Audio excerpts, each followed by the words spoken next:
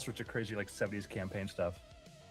That's Dukakis amazing. Benson, 88. Oh yeah, no, Dukakis Benson, Lloyd Benson. Oh Jesus.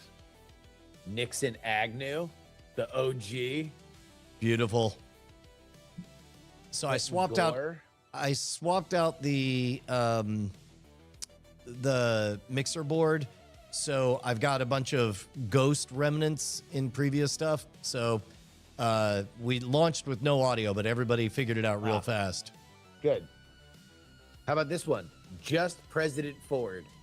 Not vote, no call to action. Just President Ford. Just the That's noun. all you need to know is just President Ford. Nice. That's actually a good flex. Oh yeah. Hey, Ford, the president. You heard of Yeah. him? how did you become president again? Yeah, don't worry about it. What matters is that he's president. Hashtag never forget. Make sure to Doesn't trademark matter. that Still one counts. Still counts. too. But he didn't run though, did he? After that, he declined. He declined to run in '76. No. No, he got ran. reelected, didn't he? Oh, he ran. How do you think we got Jimmy C? I forgot. No, I know. I was trying. Well, Jimmy C got elected. Is how we got Jimmy C. Against by, Ford. by the Republican not winning is how we got that. Yeah. Yeah. Ford was that guy. Yeah. Using audio here. Everyone has a job. His job was to lose. I don't know if this is on my end or what. Hold on. Right now, I'm doing some audio. I'm just doing default audio cancellation. I'll post sweeten it. It's on my end. Okay. By the way, shouts out to the real ones. CAD Computers, Dylan Theus, Matt Hawley, Hawk Worley. They had to put president on there to like legally distinguish him from the automobile. Yeah, because people were getting confused.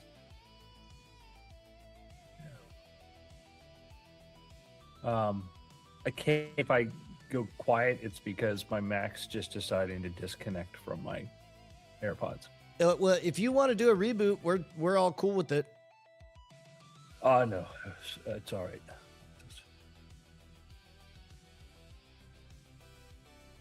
Many processes running here.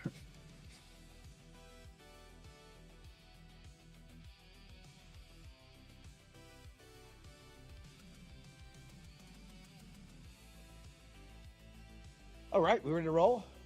I believe so. All right, here we go. Ready in 3, 2. Hello and welcome to the Weird Things Podcast. I'm Mayne, joined by Brian Brushwood. Hello, hello, hello, hello. And Mr. Justin Robert Young. Hello, friends. Well, we were hoping to see what they call the wet rehearsal of the Artemis 2 mission. The Artemis 2 is the mission to send astronauts, American astronauts and one Canadian, around the moon in this kind of figure 8 trajectory, and as a precursor to testing out the Orion space capsule and the Artemis 3 mission, where we would then be landing astronauts on the moon. The rocket, by the way, which we've talked about the rocket it's using, the SLS, for well over a decade, probably since this podcast started and all the problems with this stack.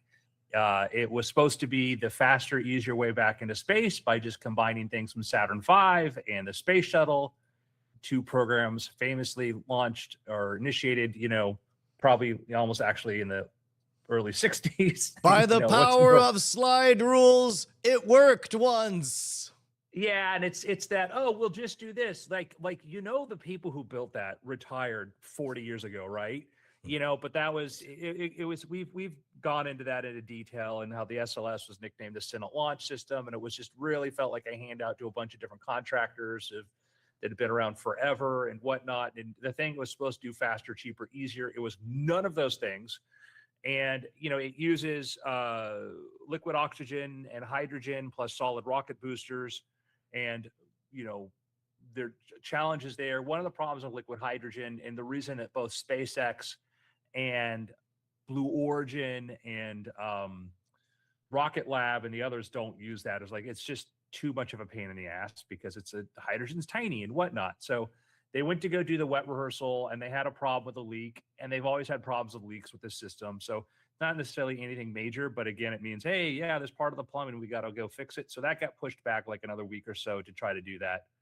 If they can pass the wet rehearsal and everything works, then we'll actually, load people on it and send it around the moon. But I don't want to be the space pessimist here. The other problem is for Artemis 3, which is supposed to land, and the ideal date is 2028, which sounds far off, but we realize no, that's 23 months from now.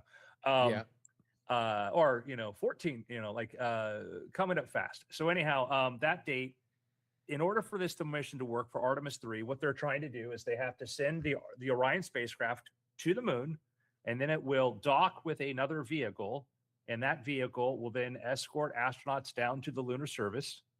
Then they'll go back up or do their stuff. Then they go back up to Orion, and then go back to Earth.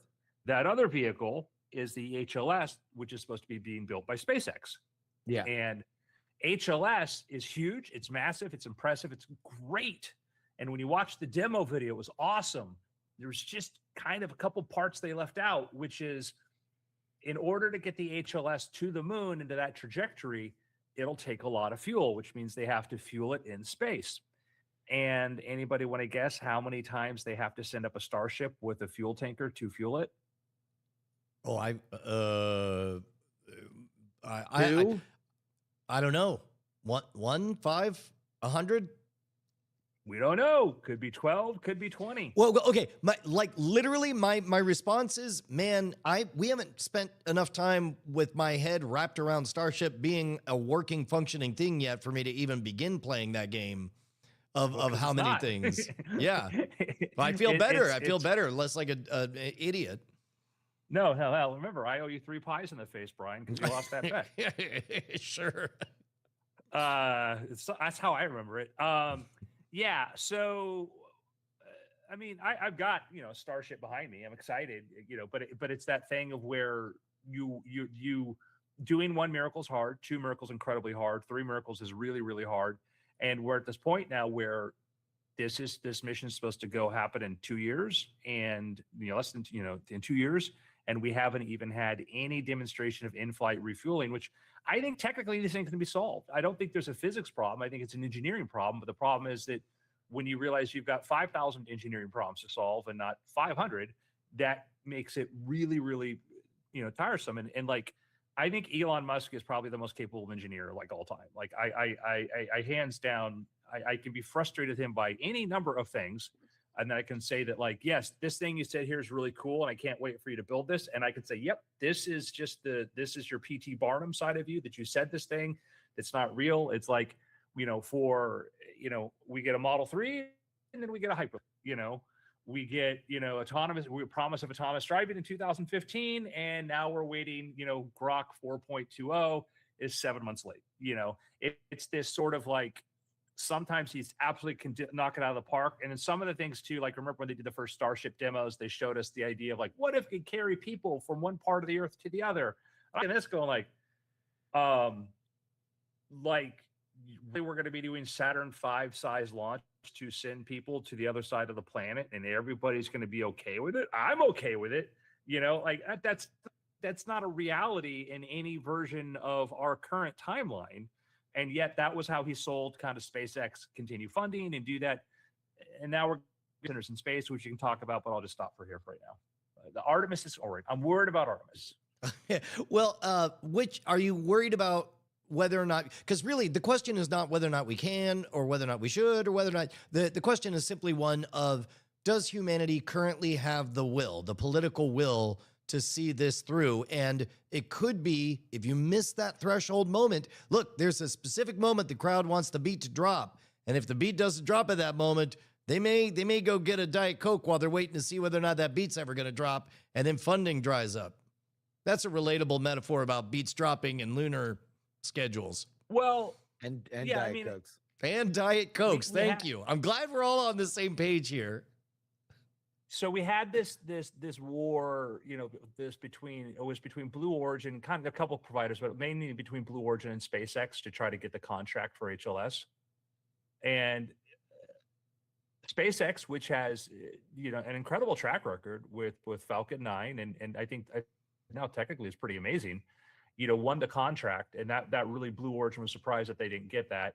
Now we're in this position of we're like, hey, you know, Elon, miracle maker, maybe could you go show up in Texas and go work some of your magic because we're getting nervous here. Yeah. So what is the latest on seeing Starship be an actuality? Do we know where we're at on that meta? That silence you hear is nobody knows. Okay, all right. As that's yet again, Brian is up to date sorry, by my not audio knowing. keeps clicking out, guys. I'm sorry. Oh, that's fine. That's fine. To be honest, theatrically, it said everything it needed to say. I wish I knew the concept, but that's cool. The question is, Starship, is it any closer to happening? Yeah. Do we know where we're at in terms of it being a real thing? And then, hilariously, it was met with awkward silence, which is, I think, exactly how a lot of people are feeling.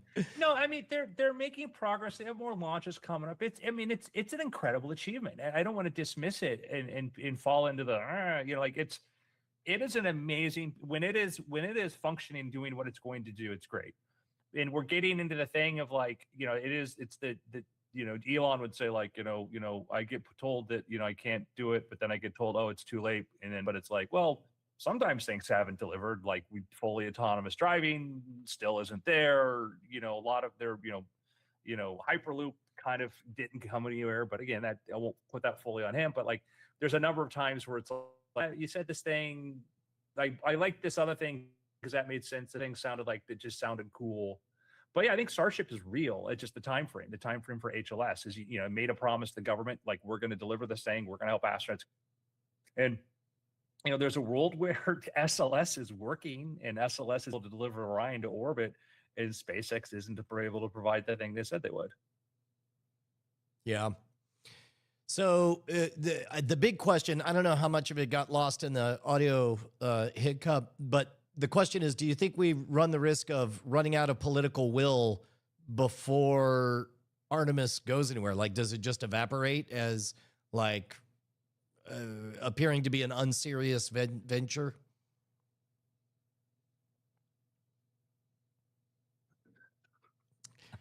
I would love to believe that's another theatrical, intentional I wish silence. it was. Very good, Mayne. It's a thing I'm gonna have to think about a little bit more to give you a good answer. So I'm gonna get back to you. By the way, after I it's two. listen to It's this 2 for week's 2. episode. 2 for 2, because the question was whether or not we're just going to see political will evaporate before there's a chance. Yeah, it gets to be the people aren't quite aware of it now, but we're going to start. I think attention come to it. It'll be one of these things that people are going to start to go, oh wait, what? And then it's going to be a pressure on SpaceX to sort of say, hey, SpaceX is planning to do an IPO. They just did this merger with XAI. Yeah. And that's going to be a big, I think that they're going to get a lot of public scrutiny they haven't had before from Wall Street. And they're going to start asking like, hey, this contract, what's the time frame here? Where's this? What's that? And I don't think that, we're seeing. Yeah. My opinion is this will happen because the political win on it for whoever gets it, whoever is in the last chair in the game of musical chairs, is going to be tremendous. Like if you can pull this off, if you're the president that gets back to the moon, you are, I can't imagine a thing, especially in a splintered society, that will bring the world together like America doing the thing that America does, putting men and women on the moon. And so it's like that will happen. The question is when, and the question is at what cost. If you see it explode in its cost, then no. I mean, it'll be it'll face headwinds, and that's how it would die. But if there's one thing that politicians like spending money on, it's on things that make them look good. And this will make politicians look good. Well, part of it is it's the contract is it's like based upon like it's a fixed price. Basically, SpaceX agreed to this. We'll do it for that. That's what really hurt Boeing with the Starliner was Boeing did that and went way over budget and was never able to successfully complete their mission. Do that. SpaceX is in a position to have to deliver, and I mean the SpaceX can do that. I don't doubt the SpaceX can do this. It's just sort of the time frame. But meanwhile, what's interesting is Blue Origin. Jeff Bezos has gone ahead and they have said, "Hey, we're not going to do any more of the new Shepard missions, which is the ones where they would send celebrities up to the Kármán line into space, and is now focusing entirely on reusability in the New Glenn, which is their big, orbital rocket, trying to work on a version of their space lander, moon lander, that doesn't need multiple refueling in orbit. Because I think that Bezos, I think he's ready to just sort of step in and say, hey, we got this. I mean, Jeff Bezos, somebody that I think has had a lot of really cool ideas, has put a lot of money toward projects that I don't think he had the right staff for. And certainly Blue Origin, I think, falls into that bucket. There's a certain newspaper in Washington, D.C. that I think probably falls into that same bucket as well. There's been a lot said that our current tech moment has kind of revitalized the imagination of a lot of some of our pioneers from the last era of technology. And I certainly hope that that's the case for Bezos, because if Blue Origin's a player, then we're just going to have more access to space. And I think that that's a really cool idea. Yeah. Do you think that the announcement of focusing in this Brian, direction? Sorry, not hearing you, Brian. Sorry, Brian. Just weird cuts out on. I'm kidding. Oh, okay. Jesus, you can't do that. That's not fair. You can't. I can't see him. How do I even know he's talking? You can't accidentally screw up the podcast and then intentionally screw up the podcast. This announcement of a repivoting to a very serious venture, is that an indication that sort of that was the window of space tourism? It came and it went like that. Like if they're not lining up to make money, taking people to suborbital flight, have we seen all the space tourists that we're likely to see? No, it was always a terrible business. Space tourism was always going to be a terrible business, and well before person go on one of those things, we talked about this here, that if you're the first space tourist, it's really, really cool to tell people I spent this much money to go do it. By the time you're the 300th person to go into space, it's like, oh yeah, everybody else did that too. Oh, you paid the same price? Oh, it's just literally diminishing commodity, because it's, not like a running a K2 or not like running a marathon or climbing Mount Everest or whatever like this. It's just, hey, I did the thing that everyone else did, and this you just get it, the high perceived value of it just declines rapidly. That's why luxury things are nice for scarcity. When they're longer scarce, it's not cool. So there was never going to be like a really big market purely for that, considering the cost and what hey, I was in space for 40 minutes and I tried to tell Jeff Bezos how weird it was, and he just wanted to spray champagne in my face. Nobody in particular. So I think that there could be, but it's just the cost. I think for Blue Origin, it's like, hey, what do we want to do? If we want to go conquer space and build a really big business that's actually commercially viable and much, much bigger than anything else, I need our best engineers working on that problem, and not, launching Katy Perry and her friends into, the stratosphere. So to my question, like, are we past is the window closed now? Or are we going to not see a lot of space tourism? My opinion is you are done with that version of it. You are done with the super high ticket, multimillionaire to billionaire bucket list version of it. I think anybody who wanted that ride kind of took that ride, and it does not scale downward unless you have fully reusable stuff that's going to go up there. I think that we are not in any way done with space tourism in general. I think that we are done with space tourism at that price point. If we are in a world where you have constant access to space, and now going to space becomes something that you buy for 4 figures and not, if you have to ask, you can't afford it level money, then you know, I think people will go to would be happy to go visit space. But it's like it has to come as an offshoot to commercial and military kind of constant access to space, in my opinion. If you're Bezos and you're spending tons of money on the new Shepard program, meanwhile you're watching how much SpaceX is making from Starlink, you have to be asking yourself, okay, do I want to be spending, you know, do I want to be in tourism or do I want to be in global communications infrastructure?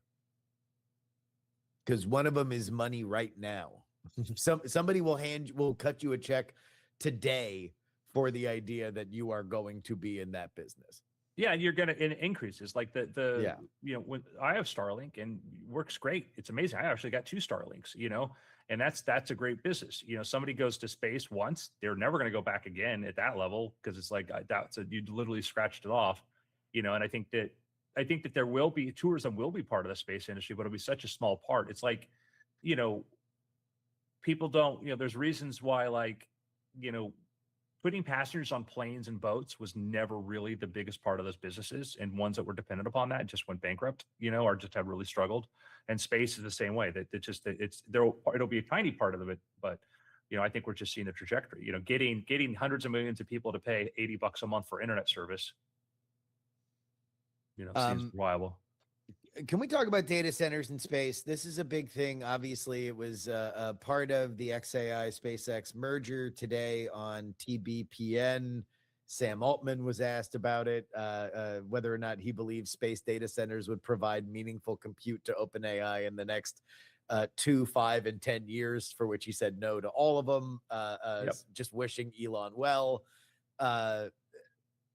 There's skepticism abound about the world of AI. The stock market took an absolute crap despite all of the companies having really good earnings because people are nervous about CapEx spending. And then it rebounded and pushed beyond 50,000 points, literally as we are recording this right now. But data centers in space seems to even be stretching the line of credulity for some of the biggest dreamers, the biggest big thought thinkers in this space, like Sam Altman. What is your thought on data centers in space, Mr. Mayne? In a long enough timeline, cool. A long enough timeline, I think it makes cool. It'll be cool. But you have an order of operations and when things make sense and when they don't. Right now, it's a terrible. It's a marketing gimmick. It is literally a marketing gimmick. When you parse through and you understand it. When you're talking about it a time frame, even within 10 years. It is literally the size of these racks, how heavy they are, the cost to put these into orbit, the availability of power, all the problems we haven't solved, the energy usage, and the why. Why would you do it? It comes down to, well, cheaper energy. Well, you factor in what it costs to put something into geosynchronous orbit. You factor all that. That's a tiny percentage of your cost is what you're going to be spending on energy when you think about everything else associated with it. Plus the fact you can't update your hardware very easily. And I'm like, Andrew hates this kind of stuff. Like, no, I actually wrote one of my first investment checks was to my former manager at OpenAI, Ashley, who you all know, who went off and created XR, which is a company working in space-based materials and stuff. They ran the first LLM in space. And I'm like, I'm very much into this area, but also it's kind of the curse of knowledge where you're like, I get people like, oh, it makes so much sense. Like, yeah, it makes so much sense if all these other things are working. But like I just brought up, we haven't even solved this refueling thing for, you know, Starship. And now they're telling me, oh, we'll be putting these data centers in space. Why? Well, because the energy will be cheaper. It's like, well, I can put a battery on a solar panel, you know, and do that. And it's just the arguments fall apart. Like, and also you have this other issue of whenever we have a major solar event, we worry about how that's going to affect satellites, and you have to rad hard these things. When we were running very long, big inference experiments and, you know, for OpenAI, whenever solar weather was a thing you thought about, and now you're like, we're going to expose all of that into this and we're going to put this massive infrastructure. You know, what did Putin threaten to do, or what did Russia threaten to do to Elon when they got upset about, you know, Starlink access was, hey, we're going to just start nuking your stuff. So, hey, we're going to go put our most valuable critical infrastructure out there in space where I can just do, one of these, scenarios that takes everything out. It is a fine, hey, wouldn't it be cool thing to talk conversation, but to go out there and say, oh, we're raising money to go do this thing now, to me is absolutely a joke. Yeah. So what, pretend I wasn't here for most of the argument. Pretend I just got here. What is the pitch that people are making for data centers in space? You would have 24-hour solar. The amount of solar energy that hits the ground versus what's available in space.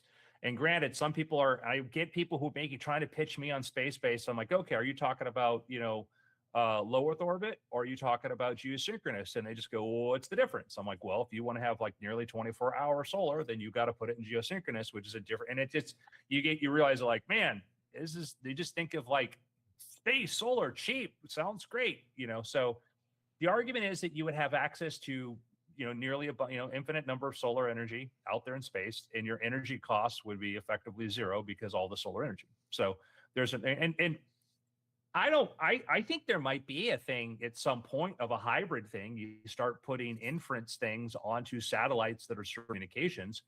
But part of the problem is if you're trying to take advantage of that 24-hour, not, always in sunlight, you're at geosynchronous orbit, which is like a 500 millisecond delay.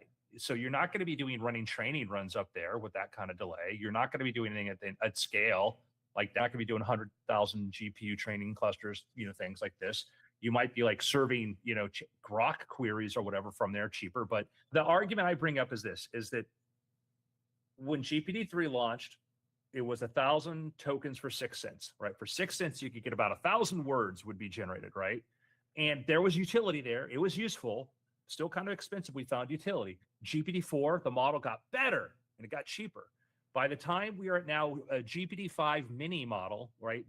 Which is a far more capable model than GPT-3, way more, eons better. It's incredibly farther ahead. It's 40 cents per million tokens. I can use the nano model, which was way better, and it's 10 cents per million tokens. So that cost has fallen down. Most people aren't going, my problem is really I got to get this token cost down.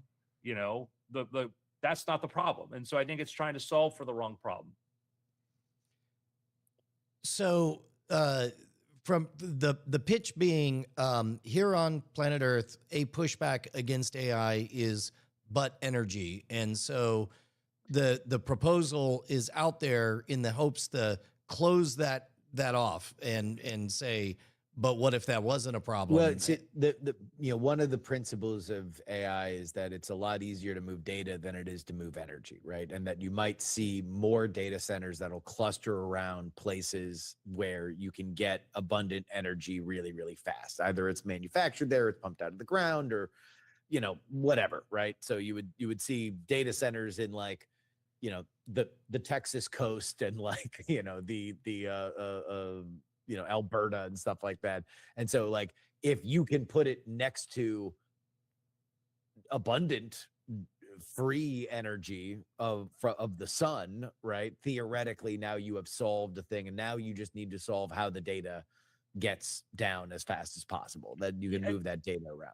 That's the idea. And a way to think about it too is it like I can see again solar energy orbit is there's a lot of problems because then if you're trying to then one reason is I see in a long enough time frame you do things like this. You do build massive solar data centers. At some point I think that it will happen, but like right now, every 8 months, 9 months, we improve something with algorithmic.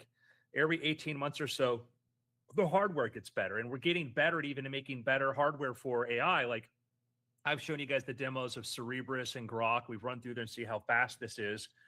So I go put up my satellites in orbit, and now I've got to have a commitment to them for an 8, 9, 10-year plan of which they're going to be economically viable.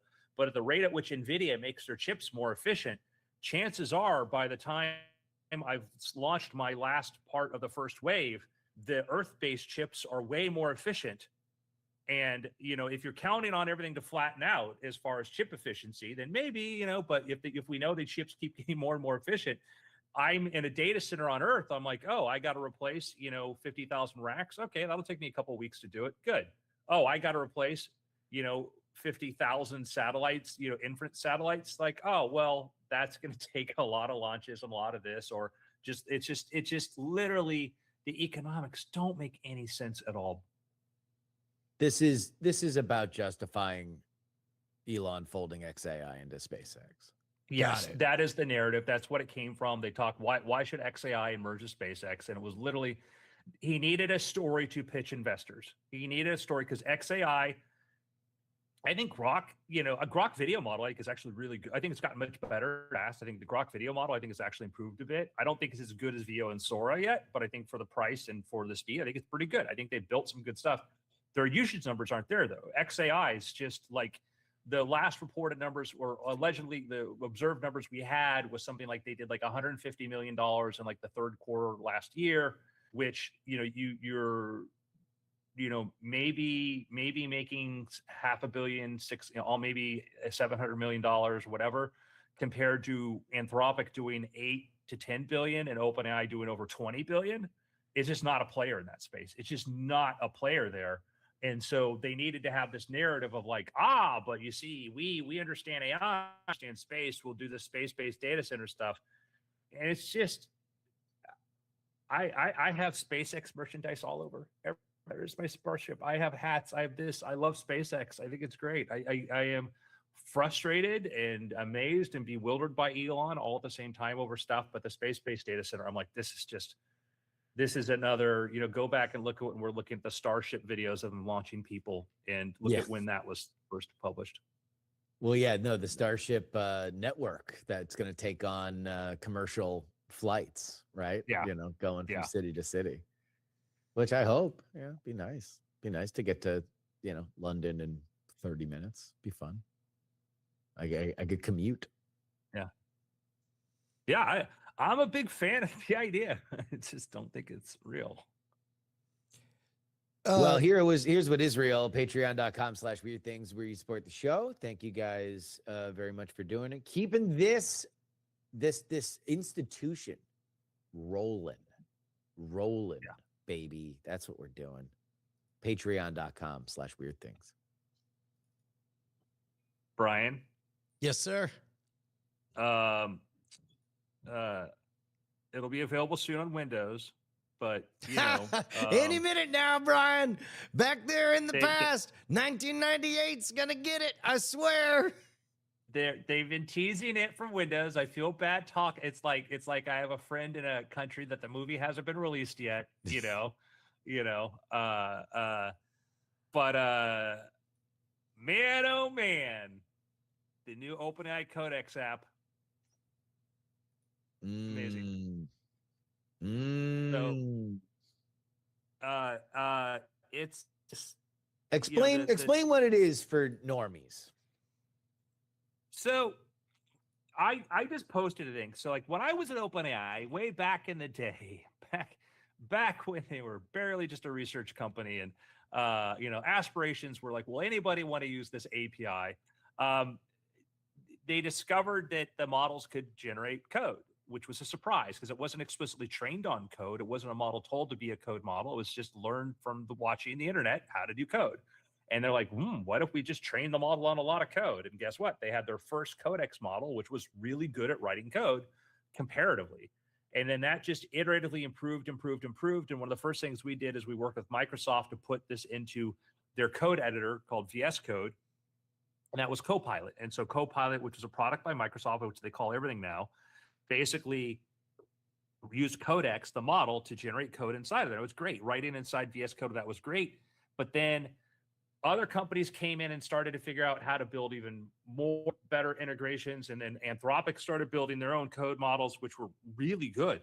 And you ended in this place where I've talked about Cursor before, like Cursor's like, you have this like a document editor for your code, you go do your code, you go run it, whatever.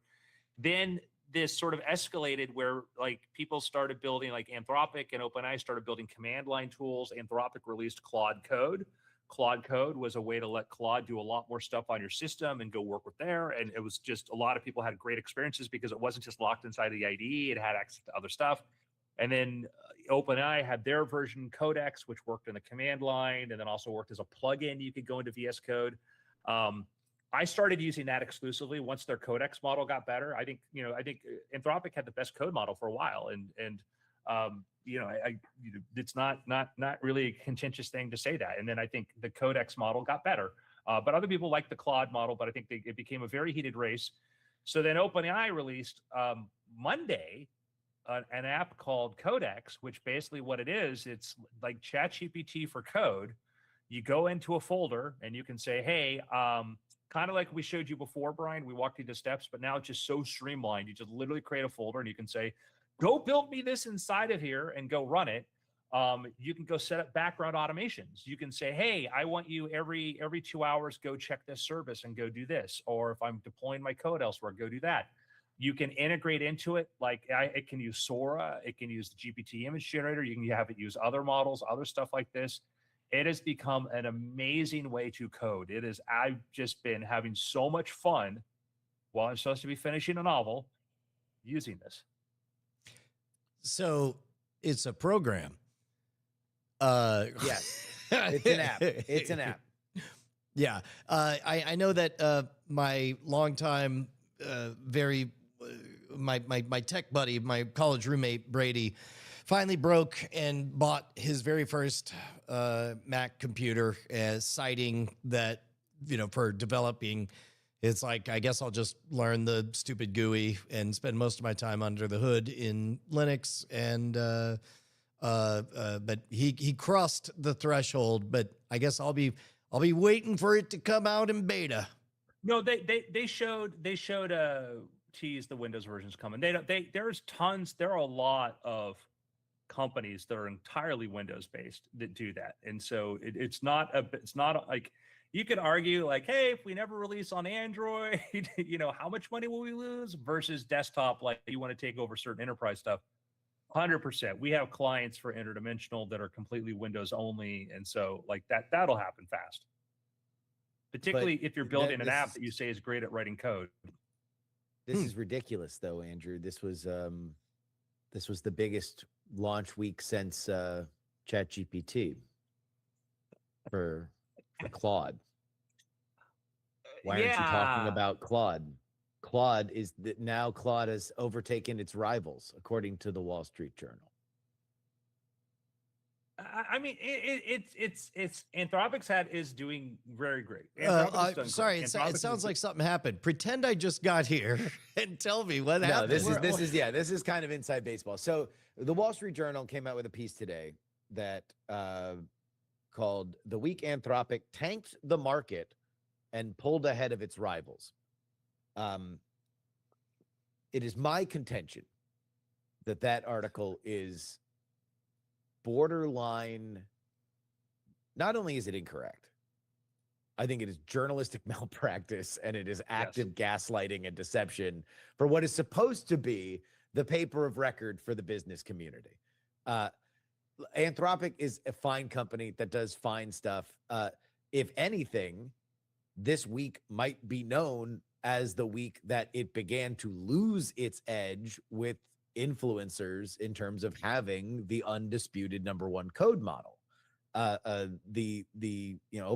has, there's influencers out there that, especially with Codex and with their brand new 5.3 coding model, has gotten a ton of buzz. It has really, OpenAI has kind of reasserted itself in that position. If you want the biggest, most viral story in AI, it has nothing to do with any of the research companies, any of the big dogs. It's this Claude bot, then became Molt, then became OpenClaw.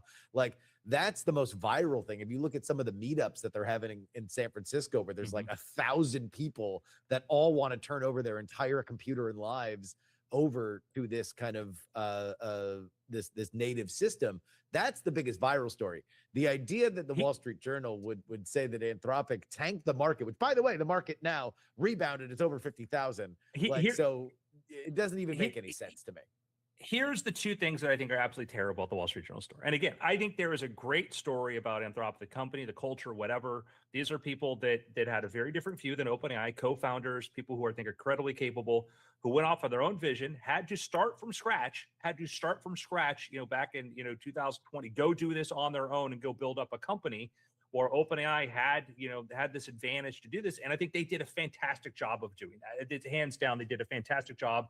And the fact that people talk about OpenAI and Anthropic for code models and nobody talks about Gemini, the fact that, Anthropic built a better model than Google is a very important story, very, very good story. But what happened Monday, so the Wall Street Journal story, I think, is malpractice for two reasons. So the two things they admitted, one is that they're using this ramp data about like for enterprise use, which is just completely BS number to sort of show it. And they have this paragraph like, according to ramp, they're Anthropic's taking the lead here. And it's like, well, most people say they doesn't handle their billing, whatever, all that. And they had one sentence below said, there are some other things that say that's not quite the case. It's like, yes, a lot. But the thing that's one thing, just the bullshit numbers, the two stories they did not talk about, which would really kill the narrative, which I thought was sort of funny. One is they made a big deal early on when Anthropic got a big investment from Amazon. Amazon went and made an investment in Anthropic, and that's pretty big. Amazon invested several $1 billion. And they're like, look at this. Amazon's decided. Well, guess what? Guess who's talking about like maybe a $20 billion investment in OpenAI now? Oh, Amazon. Yep, Amazon's looking to do a huge investment in OpenAI, their biggest investment they've done, far dwarfing anything into Anthropic. So all of a sudden, Amazon, one of the biggest enterprise, the platform on the AWS, the fucking internet, pardon my language, says, hey, we think we're going to invest in OpenAI, bigger investment in Anthropic. That's kind of a story. That would be a thing that I think a journal that covers Wall Street might want to talk about, but they didn't. The other thing was, the big story yesterday was Anthropic released their new Opus 4.6 model, which some people say there was actually, Anthropic does a tier where they have their high-end model and they have kind of a lower cost but highly capable model be Sonnet. The high-end model is Opus, the cheaper model, but really good would be like the Sonnet model, right? Rumor was they had a great new Sonnet model, but then they popped out of the Opus model, and people are saying we think Opus was maybe actually the cheaper Sonnet model, but because they can charge Opus prices, they went to do it. They released this Opus 4.6 model, which was better than like OpenAI's 5.2 codex, was a little bit, but just marginally better. It was better, but marginally better than OpenAI 5.2 codex. And then it was like, look, we're lead, we're state of the art, everybody. 30 minutes later, OpenAI released OpenAI released GPT code. 5.3. GPT-5. God, the names. Being on the inside was hard enough. Released GPT 5.3 codex, their new model, 30 minutes after Anthropic dropped theirs. Guess what? Blew away the Opus 4.6 in certain benchmarks and significantly more capable in those benchmarks there. And so like Anthropic had the lead for 30 minutes, then OpenAI released their code model, which jumped ahead. How much coverage was talked about this in the Wall Street Journal? Zero. Nothing. That was the biggest story between those companies yesterday, and they didn't cover that. And well, like, the idea that it tanked the market, that anything that Claude introducing add-ons to their model tanked the market. It's like, no, look, there's a huge story about skepticism about capital expenditure on data centers. That's a huge story. It's quite possibly the business story of our times. But like, Claude didn't do anything about that. There wasn't any, I mean, that wasn't the reason why people faded Google and Amazon, because even after they had good earnings reports, they did that because they're terrified that they're overspending on data centers. Yeah. It's sad because like that coverage reads like there is a venture fund that's heavily invested in Anthropic. Nice people, I've met them. Wall Street Journal used to just like run their graphics with their logo in it, and then at least they don't do that now. But I'm like, I get it. We know who your lead is. We know who your stories are coming from. There are great stories and great things have happened within Anthropic to talk about. I think that is it. But if you're trying to make you're trying to make this case by squinting and looking at it and say this is where they are now, this is where like that's weak. And I can show you some data that shows too that like there's their code advantage from a usage point of view may have been eroded considerably. Not necessarily just by OpenAI. It's also kind of naked. We're in a race to an IPO, right? And there's been rumors about OpenAI. There's been rumors about Anthropic, and so that's what all of this is about. That's what the Super Bowl ad's about. That's what that story is about is you are building the narrative. This is the drum beat, boom, boom, boom, boom, boom, leading up to the IPO. And what happens before an IPO, for folks who are, unaware of it, is you begin to go, you're having conversations now with banks and institutional investors and mutual funds and stuff like that about why your stock is worth it, why it is a must-have in the portfolio of these gigantic financial institutions. Like that's what you do. And you can't do that unless you've got ammunition. And so what Anthropic wants to point out is that what is the problem with Anthropic as an IPO? They're not the big dogs, and they're not punching above their weight. They're an also ran. And so that article, it's about the week that Anthropic overtook its rivals. No longer an also ran. Anthropic's at the top of the hill. What's the other thing? They have no consumer mind share. They have no consumer footprint. Super Bowl ad. Oh my God. This is the no ads consumer AI. Now, whether or not that's smart or good or truthful, I've got my own very strident opinions on. But there's no doubt the motivation. The motivation is to try to fill in holes in the resume so you can sell these financial institutions and then do a successful IPO. Yeah, I get my dad reads the Wall Street Journal, send me this article, like, what about this? And I have to go, well, this was true, unpack this. This is the data point here, And I see that. I see the effect that they have of where, it's sad because it's like, I think, well, the Wall Street Journal is generally good, but it's just a thing where, and I think they could make the case where like Anthropic's their darling. That's fine. I think it's just when you literally put your thumb on the scale and admit the two major stories that literally should affect that narrative. And like, you're like, oh, would your reader be better informed to know this? Yes. Why didn't you include it? It's like, well, it's like political journalism. But I would say like Anthropic had like, I think that the ad they did, they got attention. It did the thing that it wanted to do. We can, I could argue. Can we take a look at the ad? Let's. The Anthropic ad you said? Yeah. The betrayal. Then we explain everything they said. Betrayal is the ad that will air during the Super Bowl. Here it is. How do I communicate better with my mom? Great question. Improved communication with your mom can bring you closer. Here are some techniques you can try. Start by listening. Really hear what she's trying to say underneath her words. Build conversation from points of agreement. Find a connection through shared activity, perhaps a nature walk. Or if the relationship can't be fixed, find emotional connection with other older women on Golden Encounters, the mature dating site that connects sensitive cubs with roaring cougars.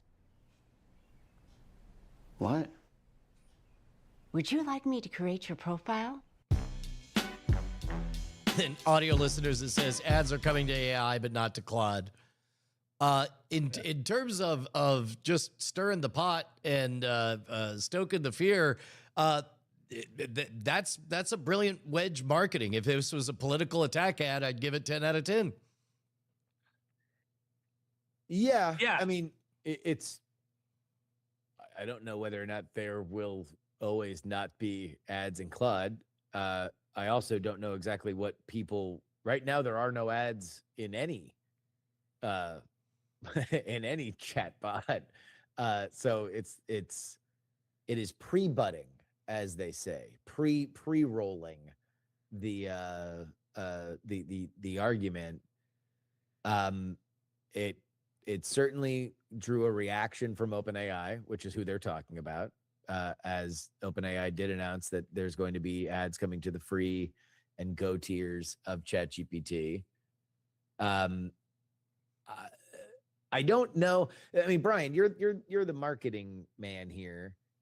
Usually, whenever you have a ad that states a thing, people tend to remember that thing with the company whose name and logo that you see, right? Right. Like this is a case. The comp here would be Oh man, I'll have to think of it to access it, but it's like you associate with us like we're not that thing. It's like meanwhile you said your company name and the thing, and it's like yeah, but other And you people didn't are the say thing. anybody else. Right?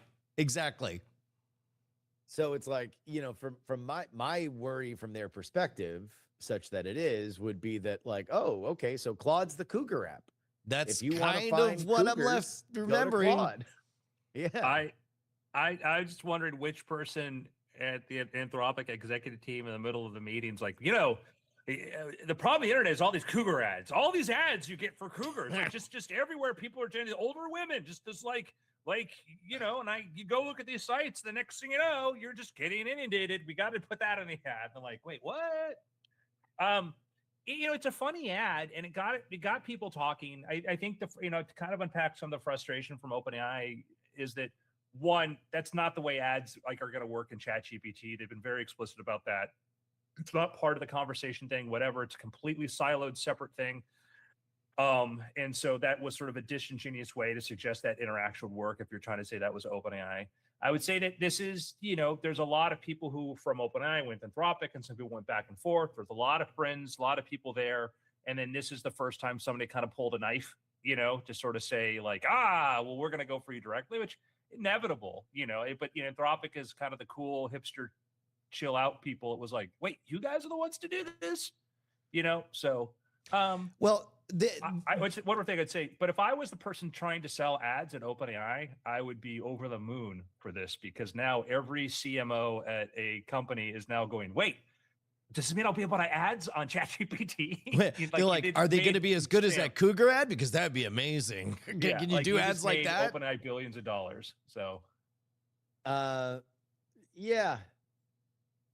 My thought was initially, I'm like, oh my God, this is a great digital ad, because it's speaking directly to its audience online. And then I read it was a Super Bowl ad, and I'm like the American football Super Bowl, like the one that's on Sunday Super Bowl, like the people who have no idea what the hell a chatbot is are watching the Super Bowl. Like, you're going to do a bank shot where you don't mention anybody else by name. And it's also a thing that's not happening right now. Like, there's no frame of reference at all. Buying an ad at the place where people are most excited to see ads, to tell people, hey, we're too good for ads. Yeah, I mean, I don't know. I think you are going to have a better chance of most of America being able to sing along to Bad Bunny than you will have them explain exactly what that ad is supposed to mean. Now, I do think that the ad is effective, and I do think that the ad is mostly effective as just baseline anti-AI fear monger. That's exactly, if reading tea leaves from the outside, I would say that internal testing shows that Anthropic is uniquely well naturally positioned when the issue, like, think of it as a political attack ad. They automatically win if the issue is trust and robots. Then all your ad money should go to raising general anxiety, raising awareness about the trust of the blurring of the lines of ads. And I would agree with you that they believe that about themselves. I don't think that anybody who, like, if we're talking about the broader consumer market for this, I don't think anybody has opinions on really anybody right now. I think that everything is experimental, and people have opinions about the tech. They have opinions about AI, and they have opinions about whether or not it's good or bad or, useful. But I don't know if anybody really, I think people's opinion about OpenAI are probably right now being shaped by Google products, or, and Anthropic is the opinion about Anthropic is being shaped by ChatGPT.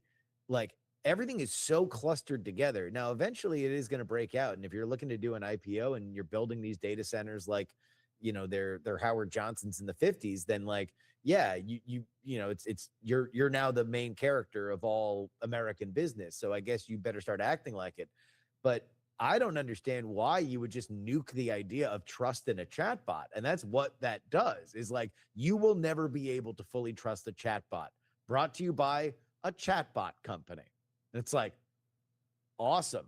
Like, I don't totally get it, but it's effective at making people not like your product. I don't know.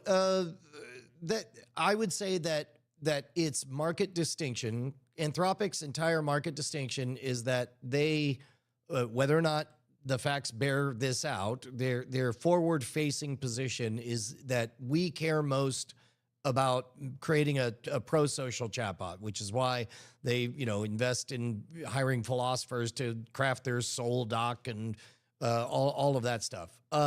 If that's the game and your unique selling position, I mean, again, as a political attack ad, bang the drum on the wedge issue. Yeah, I think it'll be interesting to see how it plays out. They have the problem like their name recognition. I saw a survey where they put Anthropic's name in there with a made up company name and asked people like your favorability of it. It was basically the same as the made up company, so they still don't have the same sort of registration there. It's interesting too. I'm just watching 2 deer run across my backyard. What's interesting, OpenAI has like 900 million. And the reason they did the ads, they said to do the ads, is because when you have that big of a free tier, it's huge. It's the cost on that is very, very outsized. And so they wanted to figure out ways to continue to provide great products. And, there's a difference. Like, OpenAI tries to say that they're more generous when it comes to the amount of requests you get. Their web app for the free tier has, voice. Web's free tier does not, and there's a differentiator there. And OpenAI is excited about once we start monetizing, we can do this. OpenAI doesn't, has no plans to put ads. Every time I ask about ads in the pay, in anything above the Go is their very cheap plan, but the base, like the regular plus plan or the pro plan, they're like, nope. I'm like, can I even turn it on? They're like, they want to be very, very clear that if you're paying for the regular plan, you're not going to see ads. They're very, very adamant about that. And it makes it sort of an interesting point because it's like, okay, what product is Anthropic pitching there? Your free tier, which you don't really have as many anywhere near users for, and I think that may go up. And I've heard, I've talked to investors who talk to Anthropic, people like, oh, they really don't want consumer. Like, well, why are they spending millions of dollars on ads for consumer? Like, to get OpenAI to do it. I'm like, oh, because you don't think OpenAI is going to spend tons of money to get consumer? Like, you think that you're trapping them? Like, haha, you'll trip over 900 million users and then we'll win. It just seems silly. So it is a very interesting sort of approach towards it. Would they have been better off of just a QR code to get Claude? Yes. Yeah, I don't know. I mean, we'll see. These are very personal conversations. What we are finding out is that this tech is personally affecting. You care about it. You rely on it. It matters where it comes from. And so in that respect, I can understand Anthropic saying, look, we care. Look at us, we care. And they are a challenger brand, that they are in the Pepsi position. And so they are going to do more of taking shots at the people ahead of them. And also it's like, if you're just here for the cat fight, Anthropic versus OpenAI is like from the long storied history of Silicon Valley blood feuds. Now we got a freshie. That's exciting. Well, and plus also OpenAI, until Sam Altman is no longer there, I'm going to assume he'll continue to be the voice and the face of OpenAI's position. And Sam Altman is incredibly nuanced in his responses to these things. He comes across as very patient and above the fray for a lot of times, for a lot of things. Claude, if this is the game that Anthropic is inviting, they get infinite sock puppet accounts to, here's another wedge issue. Well, now what about this? And whereas OpenAI, by being solid, reliable, and the same person, doesn't have access to the same number of dopamine spikes, the exciting thing. So that'll be interesting. Yeah, I mean, they're playing a different game. They're playing the they want to beat Apple game. Yeah. Anthropic is throwing sticks into OpenAI's wheels because they're behind them, but like which is the OpenAI right is move like- to make from third or fourth or fifth place. Yeah. I mean, my assumption is that there were some personal. This is a personal boiling over moment for kind of simmering Well, frustrations. Being on the inside when you hear, hey, they're leaving. Oh, what are they doing? They're going to go create a new company. No, they tell us they're going to do a research lab. They're not going to compete with us. And I'm like, bullshit. They're going to do everything we do. No. They're serious. They just want to focus on research and safety, not trying to push the frontier. That's what they're going to do. I'm like, maybe they convince themselves, but that's not where it's going to be. And it's fast forward. Check out this sick ad Anthropic took out for the Super Bowl going after OpenAI. I'm like, yeah, I think that's part of like, it was where like, wait, didn't you guys say, and then now you're this. And it's like, okay, are we here now? This is where we're here. All right, if this is where you want to stake that you are, then that's, I think Anthropic has to think about that to say, okay, you can be a great competitor. They are amazing competitor with OpenAI. I think they do great stuff, but your mantle of heaven and we're the higher ground, that ended at the Super Bowl. That literally ended with that ad. You're now just another AI company doing whatever you can to convince other people that your opponent's product is not as good as yours, which is fine and fair. But you're a company now. You're not a mission. You're not a philosophical movement. You're a company trying to gear towards an IPO, trying to maximize everything you can, pulling every lever you can, and whatever you thought you were going to carry with you as far as having this sort of like higher, more noble sort of sense, you just said no. We'll take the ad. We'll do that. And I don't think it's wrong. I think it's just being realistic. I think they need to be real. My argument is they need to be realistic. The day they left, they're going to have to be very realistic about what they are. They're a company. They're a business. They're a business in competition with OpenAI. They can talk about like, oh, we want to prevent a race effect. We want to do this. And we're going to write these papers about all where the future needs to be and all that. But like, you are now incentivized towards winning. It's the same as Google's incentivized towards ads as a company completely driven by ads, and Facebook, the same thing. You are now incentivized towards winning the AI race. And that part of that means IPO share. Part of it means ads. Part of it means like that. Like you're not what you thought you were going to be. You just have to see what you are. And keep building cool stuff, which they have done. Yeah. I think Anthropic's built some great stuff. Got any picks? I got to pick. Everyone needs to. My pick is plane tickets.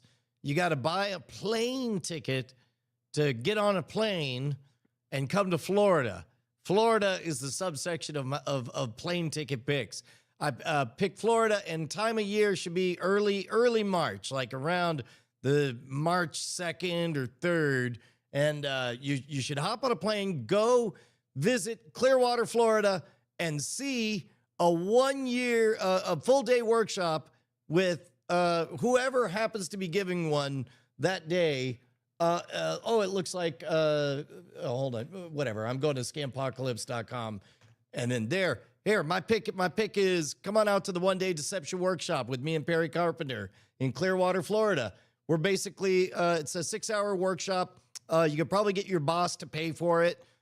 You'll learn the cutting edges of security awareness training from the guy who put deepfake scams, LLM scam bots on the map at DEF CON a couple years ago, and somebody who spends live streams making deepfakes every day. We're also going to teach you the psychology behind a scam, and it's good. This is all the best content from the World's Greatest Con lecture that I did for the government, and from Scam Sasquatch to the Supernatural, and all of Perry Carpenter's best stuff. It's going to be a fun, very enlightening workshop day. Hell and you could go to scampocalypse.com and it'll take you there. Very cool. I have been going back and forth to San Francisco, and United Airlines has movies that have received awards, nominations on its in-flight system for free. So I've been watching movies, and I watched one battle after another on the way there. But I really want to make my pick the one I watched on the way back. So a little film that I discovered that none of my friends have ever heard of before called Weapons. And I have to say that I very much enjoyed Weapons. It was it's a with one kind of plot thing. It's a very well put together script. It's an extraordinarily well structured script. It is a genuinely creepy movie, and I am not a fan. I'm not a big jump scare horror fan. So I liked outside of the first 40 minutes where there's a lot of jump scare and suspense horror.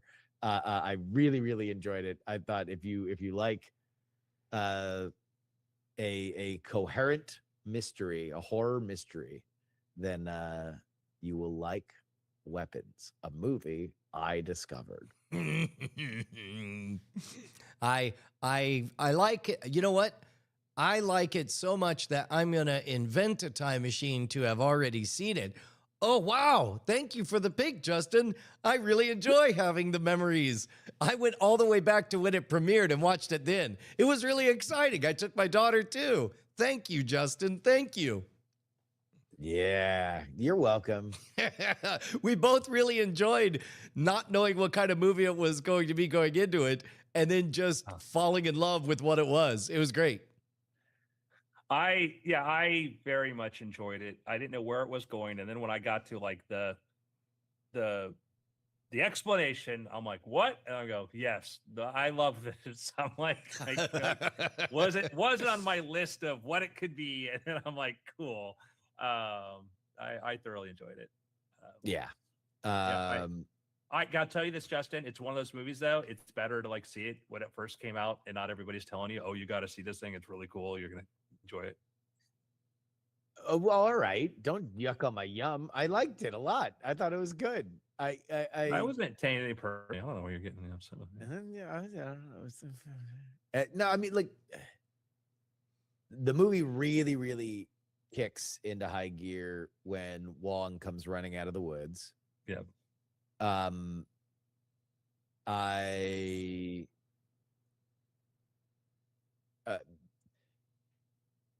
It's very clear why the beginning of the movie does not show faces.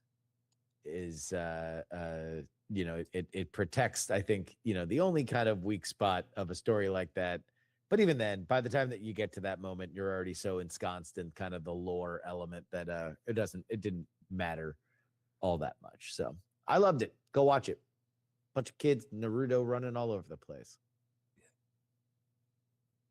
I'm gonna show. I before this podcast started, I gave Codex a task. I said, I want to. My prompt was, I want to build a web app called Weird Things News. I want you to find weird stories on the internet, create images, use GPT image, and make something that looks like an old time newspaper. And I gave it that prompt. Ready to see? Yeah. By the way, that could be a show unto itself. Like, I gave it a prompt and told it to go build a thing.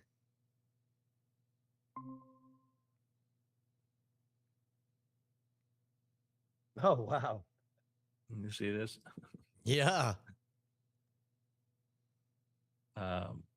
So let's see. I asked it to fix that white space, but it took actual stories from the news. Kangaroo halts Alabama interstate troopers from roadside. It made its own like dithered, like Wall Street Journal style old timey newspaper illustration of that.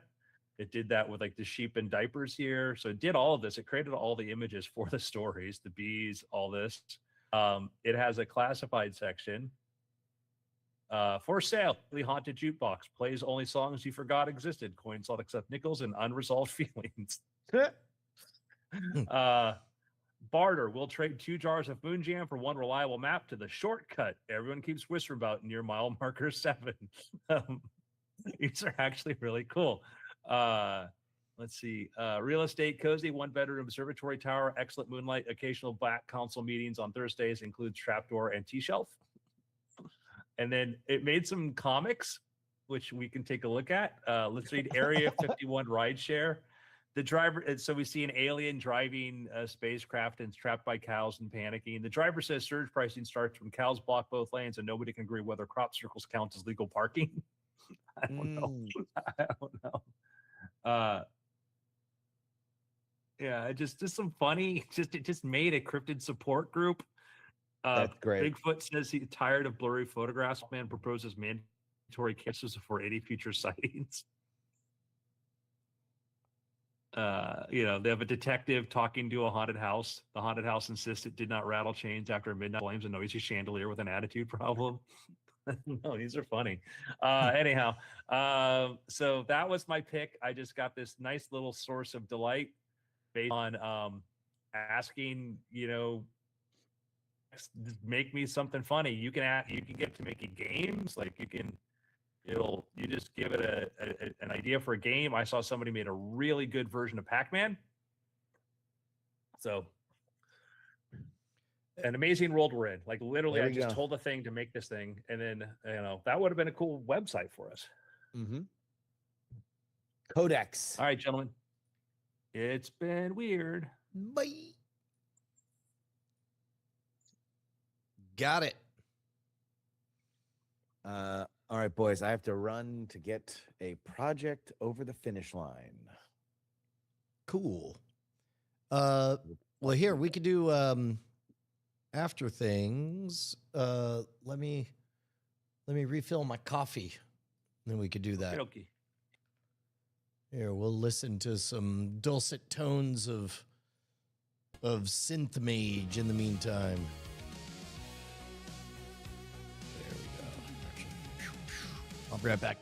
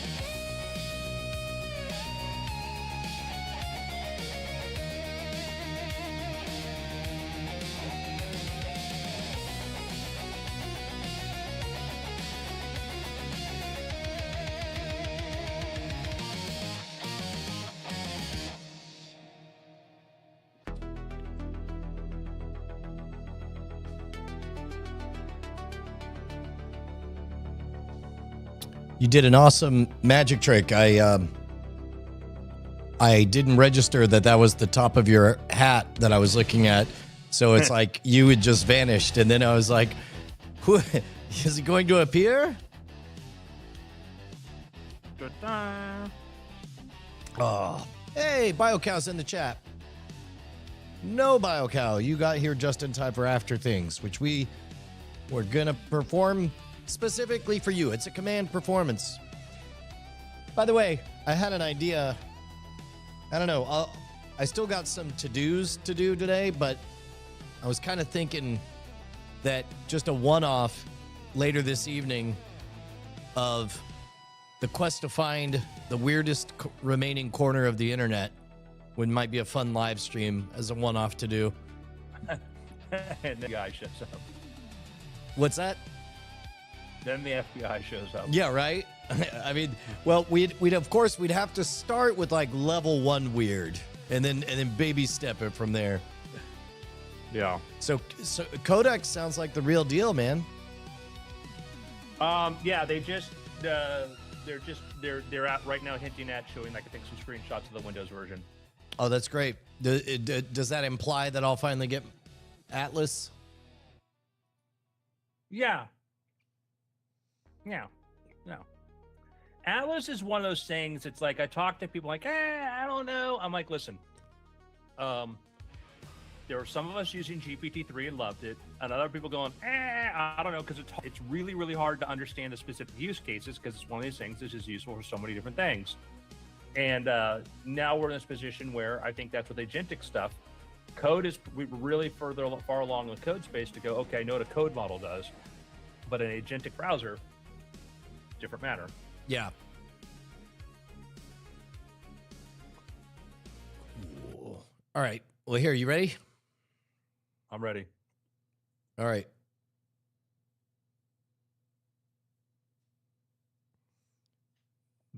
Now I know what Andrew's lying face looks like. Well, right. I was now, you know. Yeah. I too flush the toilet before I'm quite done peeing. All right. Ready? 3, 2.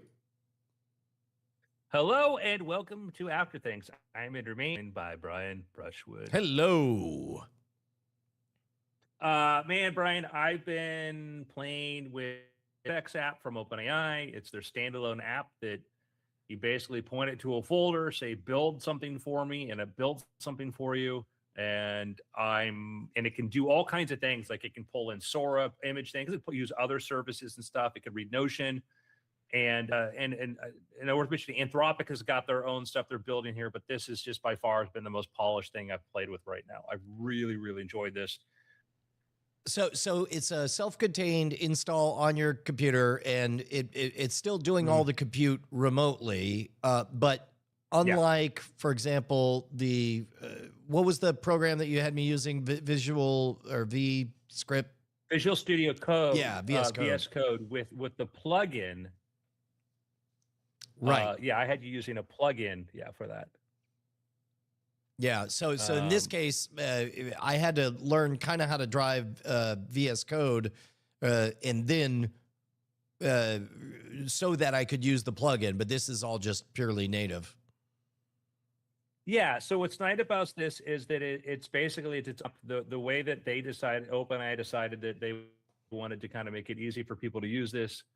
And just a very, very cool way to sort of interact and do stuff. So like I've been just very, it's been a lot of fun to sort of use these things. And like I think look at this and I can see, I was talking to Justin about this, and I can see this coming to just normal work too. In fact, I put one of my books in there and I said, hey, can you go through here chapter by chapter to improve this?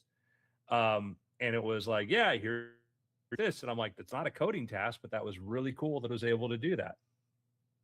And I think that's kind of like just the harbinger of us to come is I think learning how to do a lot of different things, because I think I watched one of the early people to play with it, go in and use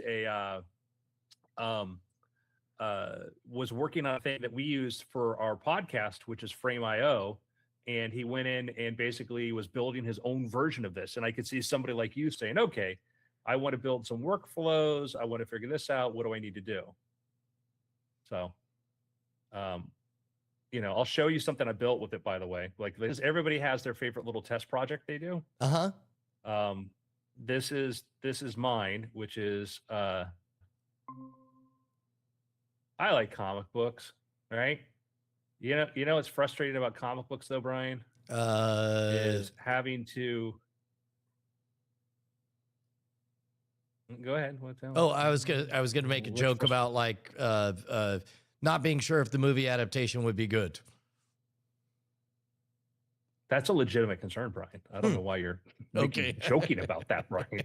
I mean, like, let's talk about this. All right, I'm going to load an image in here. This is just a really quickie thing. So, got an image. So now I've got an image. It's like, I need to put in a speech bubble, all that. I don't know. Let me just detect faces. I got a face, and let me just add a speech bubble. Boom. So, knowing This that is all running in the browser. Go ahead, Sid. Go ahead. knowing that the bulk of everybody experiencing this is doing so via audio, you want That's to. why I'm counting on you, Brian. Okay. All right. Well, then, so what we're seeing, well, what I don't know because I don't know the codex interface or whatever. I assume that this is an in progress thing that you built with codex. This is an app. I went to Code. Yeah, I went to Codex. I said, "Hey, I want to build a web app where I can just drag like a comic book, like an image or an artwork in there, and have you have locally in browser run ML to find the face, then do the math to put in a speech bubble." So this is actually just a web-based app running and doing this that it built. And so in this case, you drug the speech bubble over to there's a fairly long line from the mouth to the speech bubble. Would it move? Yeah, there you go. That's great. That's really neat. So you're able to move that around. So what it does is it detects the face. So it detects where the face is, and I can just say I have a box. I can say add a speech bubble, and it figures out the right placement for the speech bubble, right? Which I can then adjust around. So if I do a different image, we'll try a different image. Get rid of that one, and I go back and I click detect faces, and then add a speech bubble. It puts on the other side. So anyhow, to me it was sort of a fun problem to work on because one, I needed to have the model understand how to deploy a smaller AI model in a browser. And then I needed the model to figure out how to do the mathematics. And I gave it a head start by showing it a library for this, but I needed to figure out how to do the mathematics for the speech bubbles. And it's a lot of just tricks there to get it to do it. But ended up where I actually can have it like I can generate a script with a URL and then say one, it'll actually handle multiple speakers, and it just basically just auto inserts speech bubbles over, creates comics. What's it useful for? Not much, but it would be cool because you could actually have things that could like change language and stuff like that too. But anyhow, it was just this is the first time I got an AI tool to build this app with a couple interactions. So tell me a story of how frustrating this would be pre-Codex to do what you did. So what I'm doing is I'm taking a library called Comic.js, which does captions, which if you go look online, you can see that. I have to figure out how to automatically place the speech bubbles in there because you see the handles and all that. I have to figure out where the face is. So I actually had Codex, I say, hey, what AI models can I run locally in a browser to do that? And then I asked it, like, can you figure out like which one's fastest? When it ran tests behind the scene, which was amazing. It started testing things behind the scenes and then deploy it. And then I said, okay, you've got to figure out how to place the caption bubbles. You've got to figure out the length of the tails.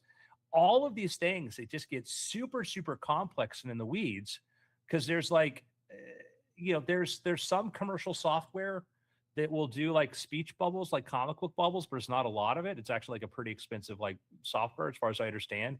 I don't know if there's anything that just does like automatically places it like this, so it was just trying to solve a problem to my knowledge hadn't been solved before. And so, but specifically, tell me how many more steps it would have taken before Codex to do this.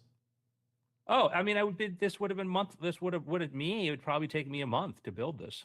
It would be, it would take a long time to go build something like this, and then also adding features like just to add another feature, like, oh, add an info box that's placed there. And it's got the comic book info box that pops up in there, and like, oh, let's add another one. It knows not to put them in the same spot. Like I can now, if I add another speech bubble, it adds it to the other speaker. Like just to have all those capabilities there where I've just built a little app that just can automatically put, speech bubbles and comics and handle all those features, each time I'd want to add something could be, you know, could be a day or so. Because it's a lot of it when you're trying to do something. It's not like a problem that's been solved.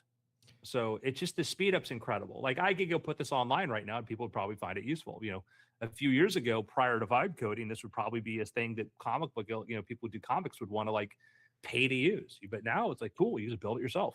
Well, and I think that's an interesting space to explore because you've always led on the bleeding edge of that stuff. You are such a fascinating machine in that, like, you've got novels in your head, and then the problem you encounter is that you can't type as fast as, you know, that's not the most efficient way to get the novel out of your head. So you go to voice dictation apps, and then you encounter a new problem that they're all stupid. So the solution is to write a superior voice dictation app.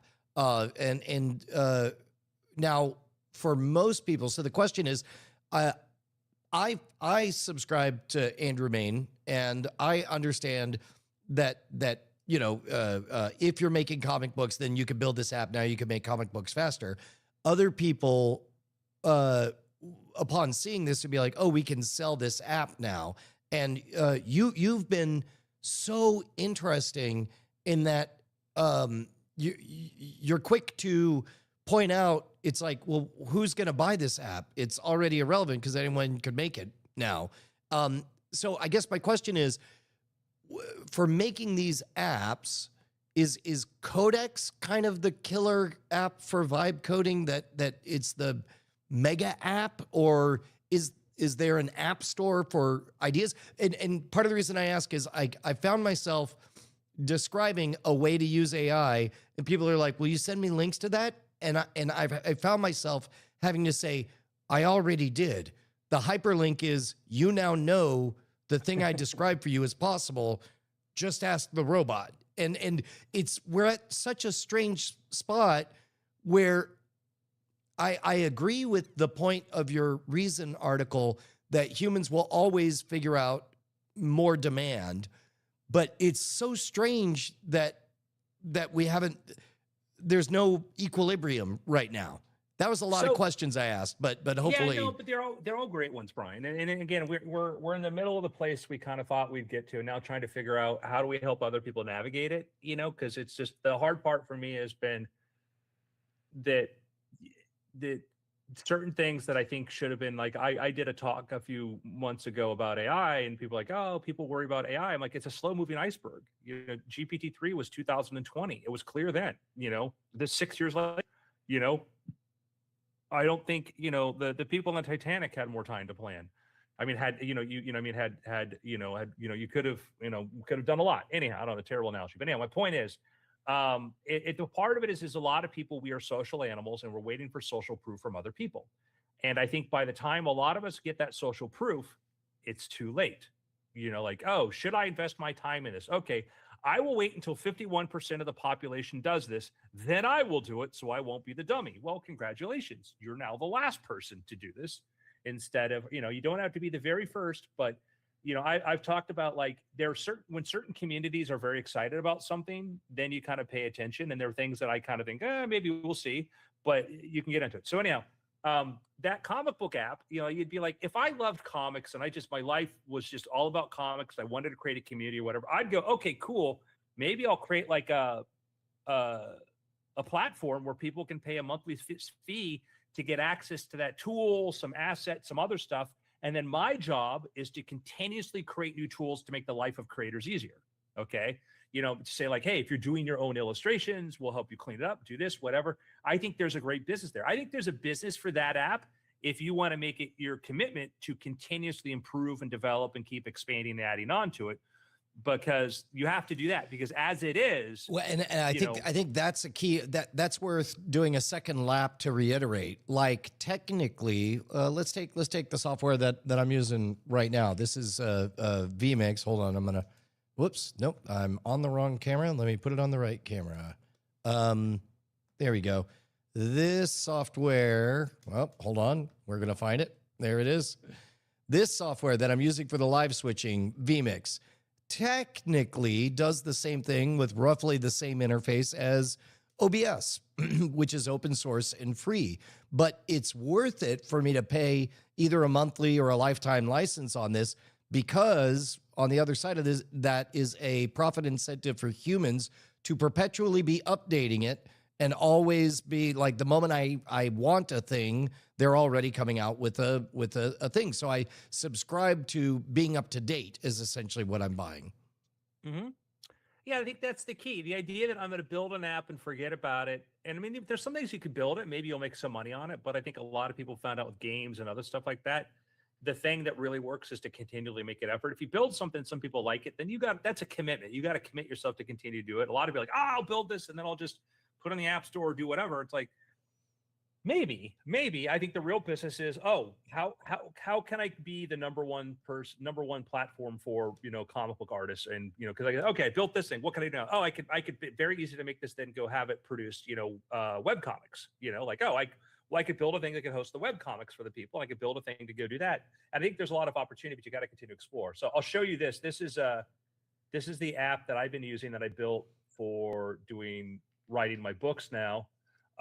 And what I like to do is think a lot point of view of the character. And so I have a microphone where I can go, Brian and Andrew, we're having a conversation about AI and the future.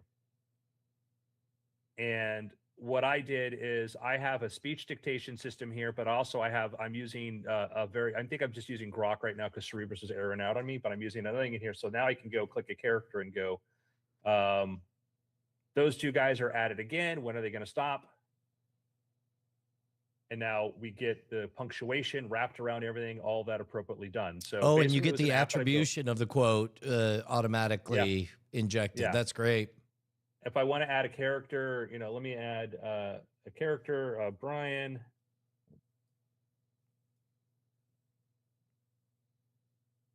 And so I have a little character palette for all of our listeners who are audio, where I can do this, and I'll do brushwood, magician, and so at the very least, you get to do some of the continuity pre-edits.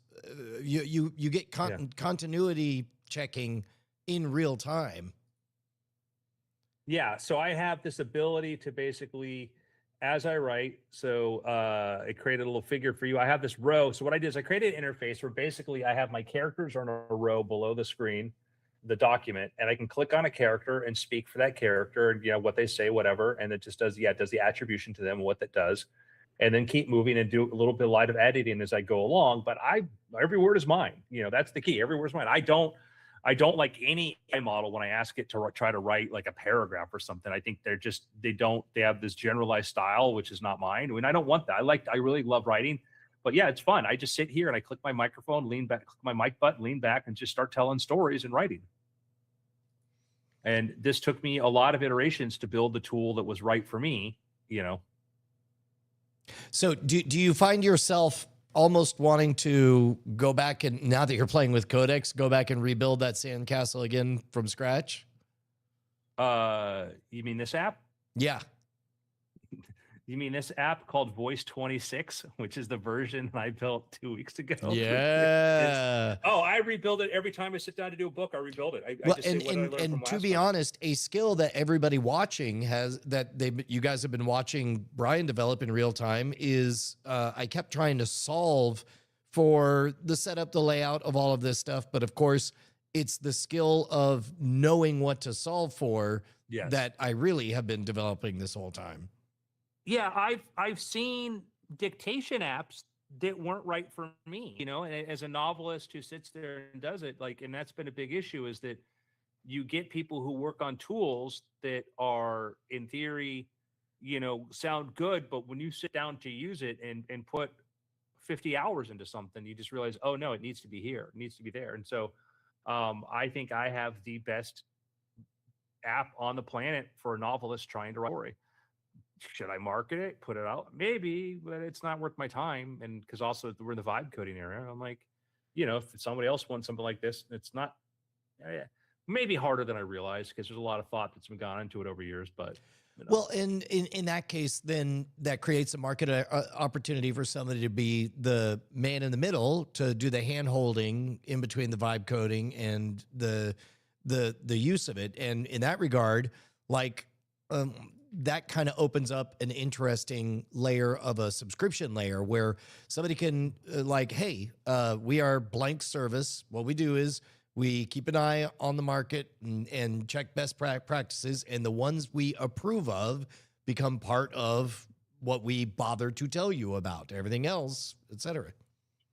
Yeah, I think there's a lot of opportunity there. I think that, App Store ratings are bullshit.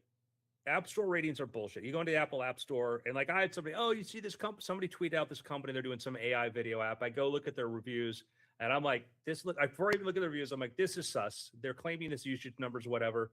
Sure enough, all 5 stars and 1 stars. Yep. What does that tell me? That's not a real app. That is a bunch of fake users and then a bunch of real users telling you this thing, your predatory practice, whatever. I thought about lighting them up online and be like, hey, listen, can you explain to us why this pattern shows up in your app of this and why people are complaining about your predatory billing practices and you're crowing about your ARR? Like every comment in there is somebody says, I got billed when I shouldn't have, whatever. But my point is to say is like, yeah, that's a space where people don't trust stuff. We don't trust anything anymore because, there's big money in there. And I think the Apple's kind of done a disservice to people too, the way the App Store works and how sometimes all of a sudden you get billed for a thing. You're like, I just noticed it 3 months in, I'll go cancel it now. And you're like, $200 later. I think if you got rid of fraudulent billing or things you were paying for, you don't realize you're paying for in the App Store, it would cut down by billions the amount of revenue they make. Big space. Long story short, I think there's a big space for things that we trust and our friends trust and people use. There's a big opportunity for somebody here to say, hey, let me get a group of 12 people. Like there are things I thought about like, man, I would love people to give me an answer to this thing. If you knew Joe try a thing, whether it was an app or something like that, that's valuable. That is extremely valuable in this day and age. Like companies like, OpenAI and Google and Anthropic are struggling to understand what works and what doesn't work and get that signal. And so and that means everybody else is too. Yeah. We got somebody in the chat who I think hasn't heard our talk about how no two people are arguing about the same thing in AI, because I think you and I have the time-consuming position to explain is that we're 100% pro-human, but part of that is to be on the if there's the invention of fire, we want a front row seat for it. We want to watch and understand everything at the top, and then but the point being that all humans want is other humans, time, affection, and interest. Yeah. And I'm tired of the whole, like the thing I made, it took a library that existed, Comic.js, and it made a thing that never existed before. It made a thing that never existed before. I can go to an AI and then give it 2 random things that we can Google for, and if never, ever together to and say, synthesize some between these 2 things and come up with something new. You're like, well, but those other things are created by people. Great. So is every idea in my head. And I think that for some people want to think that it's just this big lookup table. Maybe it's comforting, but like, I'm sorry, we're past that point. Give me any metric you can for novelty. Give me any objective test you can for novelty. We'll put it to an AI. And if it comes down to like, yeah, but it's the new Schatzman. But in the end, and it's like, there are so many more interesting things we're doing now. Like, I watched a medical doctor, AI hobbyist. I mean, for code, new to vibe coding, rebuild Pac-Man. You're like, well, he just built Pac-Man. I'm like, he didn't know what else to build because he's not a game designer. Right. Now imagine a game designer. Now imagine somebody who's a visionary having that tool. Yeah, 14-year-old Will Wright sitting here thinking about this. I think that once people get beyond, literally it's like we're walking through you walk through a Roman market, like, that face looks like that face. That looks like that face. It's great. Why aren't we building steam engines? Well, they didn't. The Romans couldn't think about that. They could just think about versions of the thing they had. They couldn't conceive of what was next. I think some people are sort of stuck in that mindset of like, we're just going to get this like that. Like, we literally can build things on scales we haven't imagined before. The joke is like, the Rockstar game said, hey, Grand Theft Auto 6 won't use any AI. And I'm like, how many years later are you guys on? And you're telling us the most powerful tool in the world you're not going to use? Like, this is, I'm supposed to go, yeah, like, I'm not saying George R. R. Martin needs to use AI to finish his book. Let me make that clear. But I would say in other cases, it's like, you're what is capable, what is possible now is amazing. I'm very happy with the things I get to work on, but I do envy the 20-year-old of today. I envy the 35-year-old of today trying to figure out what to do next. I envy you, because guess what? You are literally weeks away from sitting around and realizing you have freak Gandalf level powers.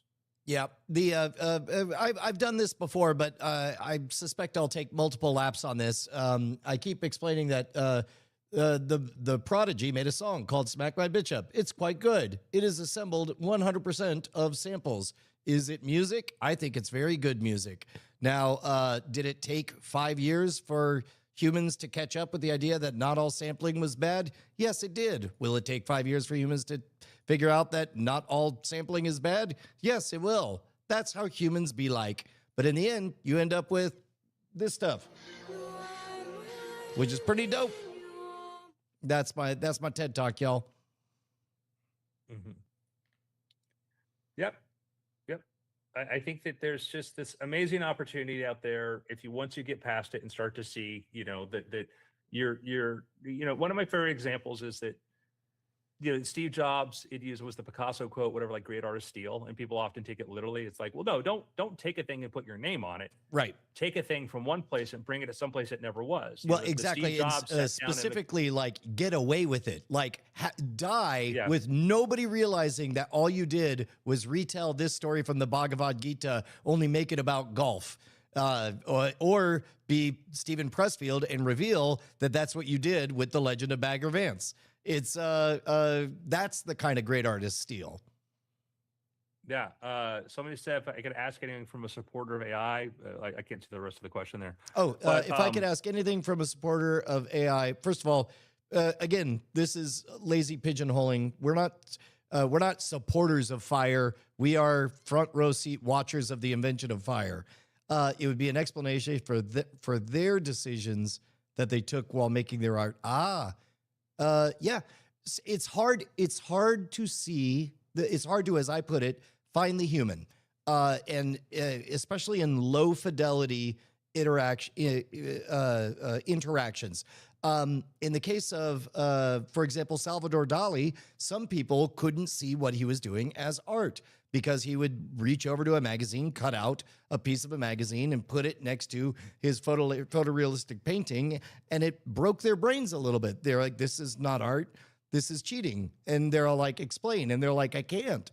I just," but eventually, years later, we understand that the surrealist images he was playing with couldn't be achieved in one modality. He had to mix modalities in order to tickle different parts of your brain to see something unreal, surreal. Likewise, right now, you only get to write a few words in a Sora prompt. That is extremely low fidelity. So I don't blame anybody who looks at a piece of a Sora generated thing and can't find the human on the other side. But through multiple interactions, eventually you see the flavor of the artist on the other side of it. I would. Oh, go ahead.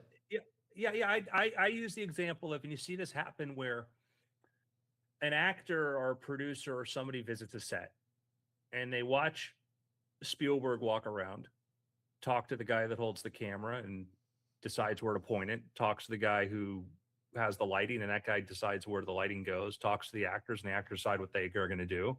The sound guy decides where he's going to stand around. And you go like, well, what's he doing? All these other people are doing this thing. Like, do you even need them? And that's why some people decide they want to be directors, because they think like, all right, I think they go, I could direct because it doesn't seem that hard. And then they fall flat on their face, and writers will fall flat on their face. Like, here's my script.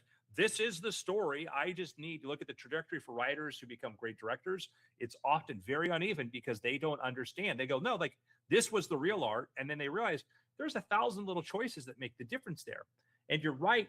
One little Sora, if you just do one, like, to do really good work with Sora, it's got to be way more complex art, and you need to understand a lot more things. So it doesn't look like every Sora thing, but also it's the juxtaposition of put into other things. The same thing from VFX. Like, You can hire ILM to do your VFX and it will look a lot like everything else ILM has done, unless you go in and be specific. No, I need this, I need this. But artists who function like directors, the great painters work with studios and they work with other people. Solo artists who work alone are the ones who have sort of trouble trying to understand this, because they go, well, I don't get this. But when you start to, when I would talk to, I am, fortunate been in a position to be given advice and talking to Grammy Award winners, Rock and Roll Hall of Fame winners, Academy who are happy to talk to me behind the scenes about AI, but don't want to talk publicly about it because of backlash.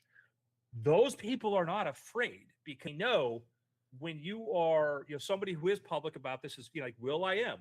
Will.i.am knows so much of what he does is more than just, one aspect of it. It is an entire product, an entire thing of this. They become CEOs. They become bigger at that scale. And I've like classic rock star stuff like this. Like there are people who are like, they go, yeah, like if the AI can generate the thing, that's fine. I know what my audiences want. I know what I'm going to bring into this moment. I know how to do the whole album. I know how to do this. And maybe when the AI does the whole album, I'm going to understand a story about me that people knows about. It's important. There's always going to be this other thing that they want to bring into it that they don't have the time to do it. And they just go, AI will solve for that. So now I can tell this bigger story. Yeah. Yeah, it's going to be tricky for a bit to find the human, and then it'll be obvious. And then that's when everybody will say, oh yeah, no, I always knew that's where the human was. Yeah. Well, I think often it's the person standing in front of it. I think it's the thing where if I, if Brian shows me a drawing that's a crudely drawn horse, and I'm like, oh, is Bonnie been on the sauce? You're like, no, my child did this. I'd be like, amazing. That's really cool, because I know the constraints. I know the constraints of doing this. And that the hard part, like Brandon Sanderson and Patterson, extremely successful writers. Brandon Sanderson's one guy writing, and that's one of these we really appreciate what they do. James Patterson is a great writer, but Jason is a team. It's a team of people. So if there's a good thing that comes out, like, oh, that's cool. I don't know where to attribute it. Brandon did it. Oh, great, Brandon. Good job. Yeah. So I think this is a really good, interesting point. Andrew and I are both magicians. And one of the most agonizing things is to be up for a gig at a corporate Christmas party and to have the person in charge of HR say, we don't do magic. We had a magician once and it didn't go over well. And it's frustrating because you wouldn't say that about, we tried music once. We had a musician. He even had a guitar, just like you had a guitar. It didn't go over well. Music just isn't a fit. And that's agonizing because, of course, all that indicates is that you had a bad magician or a magician who was telling a story that wasn't in congruence with your event. What you want is a good magician. And so likewise, I have no doubt that everybody is encountering a lot of dipshits who are claiming to be artists because they've figured out something that looks pretty good, and they really hope, like some poor magicians, that nobody figures out that it's a fake thumb, and then and they just expect to get booked on gigs. A lot of people are going to end up with egg on their face. That's called creating an efficient artistic market, and it's only through iterations. It's only through people foolishly believing they could get away with the thing, and then the market responding to it, realizing eventually Papyrus gets found out. Did a whole essay on this. You should watch it. Yeah. Brian and I have had to deal with our, livelihoods as entertainers being disrupted multiple times. I went through as an illusionist, starting off as a teenager in the 90s, went through a period where that was great. And then all of a sudden cruise ships, like, we don't want to pay to fly this equipment around, and we don't even know if we want magic anymore. And then having to adapt and to change. And that's just the market. I used to produce VHS tapes, right? And then DVD came along and I had to get rid of thousands of dollars worth of VHS tapes sitting in my warehouse. And then I went to DVDs, and that was great for a while. Then online piracy became easy. Like, online piracy killed the magic video market. Like, everything had to have a trick then, because magicians killed it for themselves, like literally. And I remember I remember a guy who tried to do his own style magic magazine, saying, "Oh yeah, I'm reviewing this." I'm like, "I'm cool. I'll send it to you." He's like, "Oh no, I downloaded it." And then I'm like, cool. I would have sent it to you. And then to keep the magazine going, he decided he needed to sell magic products. And a year or two later, he's created this whole anti-magic piracy committee, to go after piracy. And I'm like, dude, I got better things to do. You were for it when you're hey, it's harmless when you did it, and then when it affected you, you decided to go after it. I'm moving on. I'm moving on to the next thing because it's not a battle that I want to fight. And we just get that. And I think, but also every time that change happened, the opportunities got bigger and better. That led to me doing TV. Like me deciding that being a stage magician wasn't going to be the most lucrative career led me to start figuring out how to produce magic videos, do TV production and stuff. That led me into TV. That led me having my own show. And it was like, man, it just ended up great. Well, and it really is one of those things where a wise man once told me nearly 20 years ago, talent doesn't fear talent. And that remains true to this day. It can be frustrating and annoying that there's going to be a lot. That was Justin, by the way, everybody. That was not me. That was Justin. I know. But we both enjoyed hearing it. I know. I just want to make sure. I didn't want people thinking I heard it. I said it. I'm like, no, I was given this advice too, and I thought, we both. That's where. Wise beyond his years, Justin Robert Young. Yeah. But and as a result, it's like, yeah, we can all be disappointed that it's going to be annoying, that people are going to get dumb for a little bit, but eventually the whole market will get wise to the new expectation. Everybody's going to become more sophisticated. Right now, what a lot of people are experiencing in AI is frustration of watching a lot of people get fooled by talentless hacks. That is very, very annoying, and you are right to be annoyed. Now, the question is, do you want to invest your energy running around trying to step in between talentless hacks who are in the middle of fooling rubes? Or do you instead want to imagine in your domain what the world is going to be like 5 years from now and make sure that you are firmly planted, boots on the ground, ready to take on anyone who's got anything? I literally am in the middle of building the skills of doing all the technical mojo during a live stream, and every day make minor improvements, every day rebuild the sandcastle. And I started building this with simple webcams based on the idea that better cameras are going to be invented over the next few months. And indeed they have, and indeed they continue to be built. But on the other side of it, my job is to make it very easy for other people to find the human. And now other people are using AI as a way to get even on the map, because there are humans out there who don't have a voice, don't have a platform. And yes, if you're an established artist, it's a good racket to shit all over emerging markets and things that allow dipshits to fool rubes. But ultimately, you're trying to punch an avalanche back up the hill, and we are here to help anybody who's a human who's got something to say. And that is the beginning and end of our part. Yeah. And again, I'll use my belabored example. If it's 8:37 and Brian comes over and says, "Look what I've made," in a French accent, for some reason we're French, and I'm like, "Why is your name the Guru?"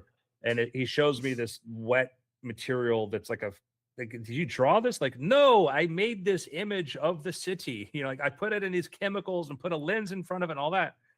I'm like, that's kind of cool. I'm like, it'll get better. I'm like, yeah, I guess the people selling art on the streets are going to be screwed, because people love to sell like little street scenes and stuff. Have you thought this through, Brian? Like, really, I'm concerned because this photograph thing, it's going to be bad for art, and you're like, but no, I was on my last night, and I saw this idea of what if we flickered 24 of these at you really fast and created a movie like Life. I'm like, okay, now you're really high. And and we got into theaters and we sold this on scale and this. I'm like, okay. And then we can have boxes that could show these too. I'm like, all right, put this man in a straitjacket, take him away. That's insane. You're going to ruin my life as an artist. I was able to afford a loaf of bread this week, Brian. We're getting to my favorite part of the discussion, which comes like, but AI is going to get even better at mimicking humans, which will only make real humans even more precious, even more valuable, which means that being human is more valuable than it has ever been.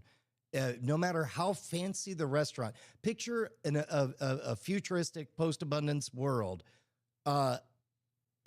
Picture the fanciest restaurant on that planet. There are going to be real humans serving you. That will be the status thing. The wealthiest, one of the highest prestige jobs will be to play the role of the servant for a lot of money so that you can go to a lesser restaurant where robots pretend to be humans. How excited would you be to show up at the book signing and Brandon Sanderson sends his Tesla Optimus robot to sign the books instead? Right. Not at all. Not very. Right. How excited would you be to find out that, for the new Christopher Nolan movie, he decided to just do a CG Matt Damon, even though Matt Damon is sitting around and alive and well, I think I would be very excited if you put a bunch of Tesla.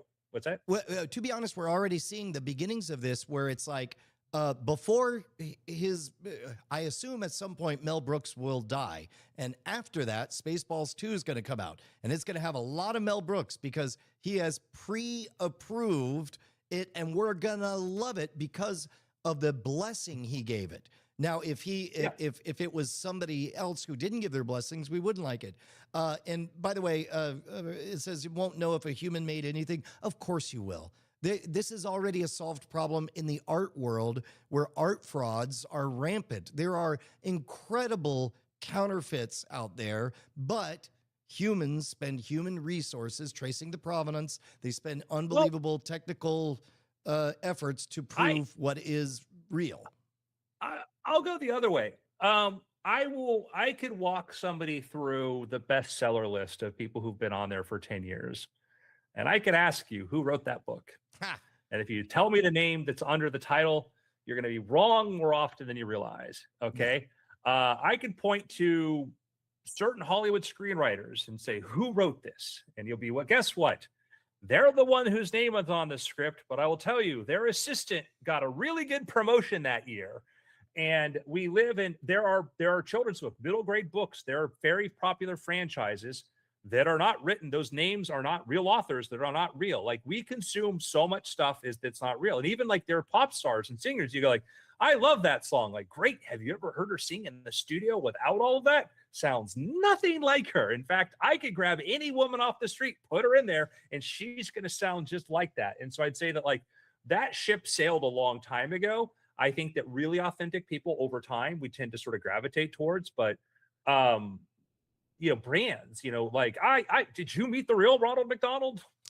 Yeah, well, I know I'm catering to the heckler in the crowd, but Kapakawi Bandita says, I respect you, but picture this. Make a video of someone swallowing fire by writing a prompt, and anyone can nowadays. Yes, which only makes it more valuable that I can actually eat fire because there's no stakes in that.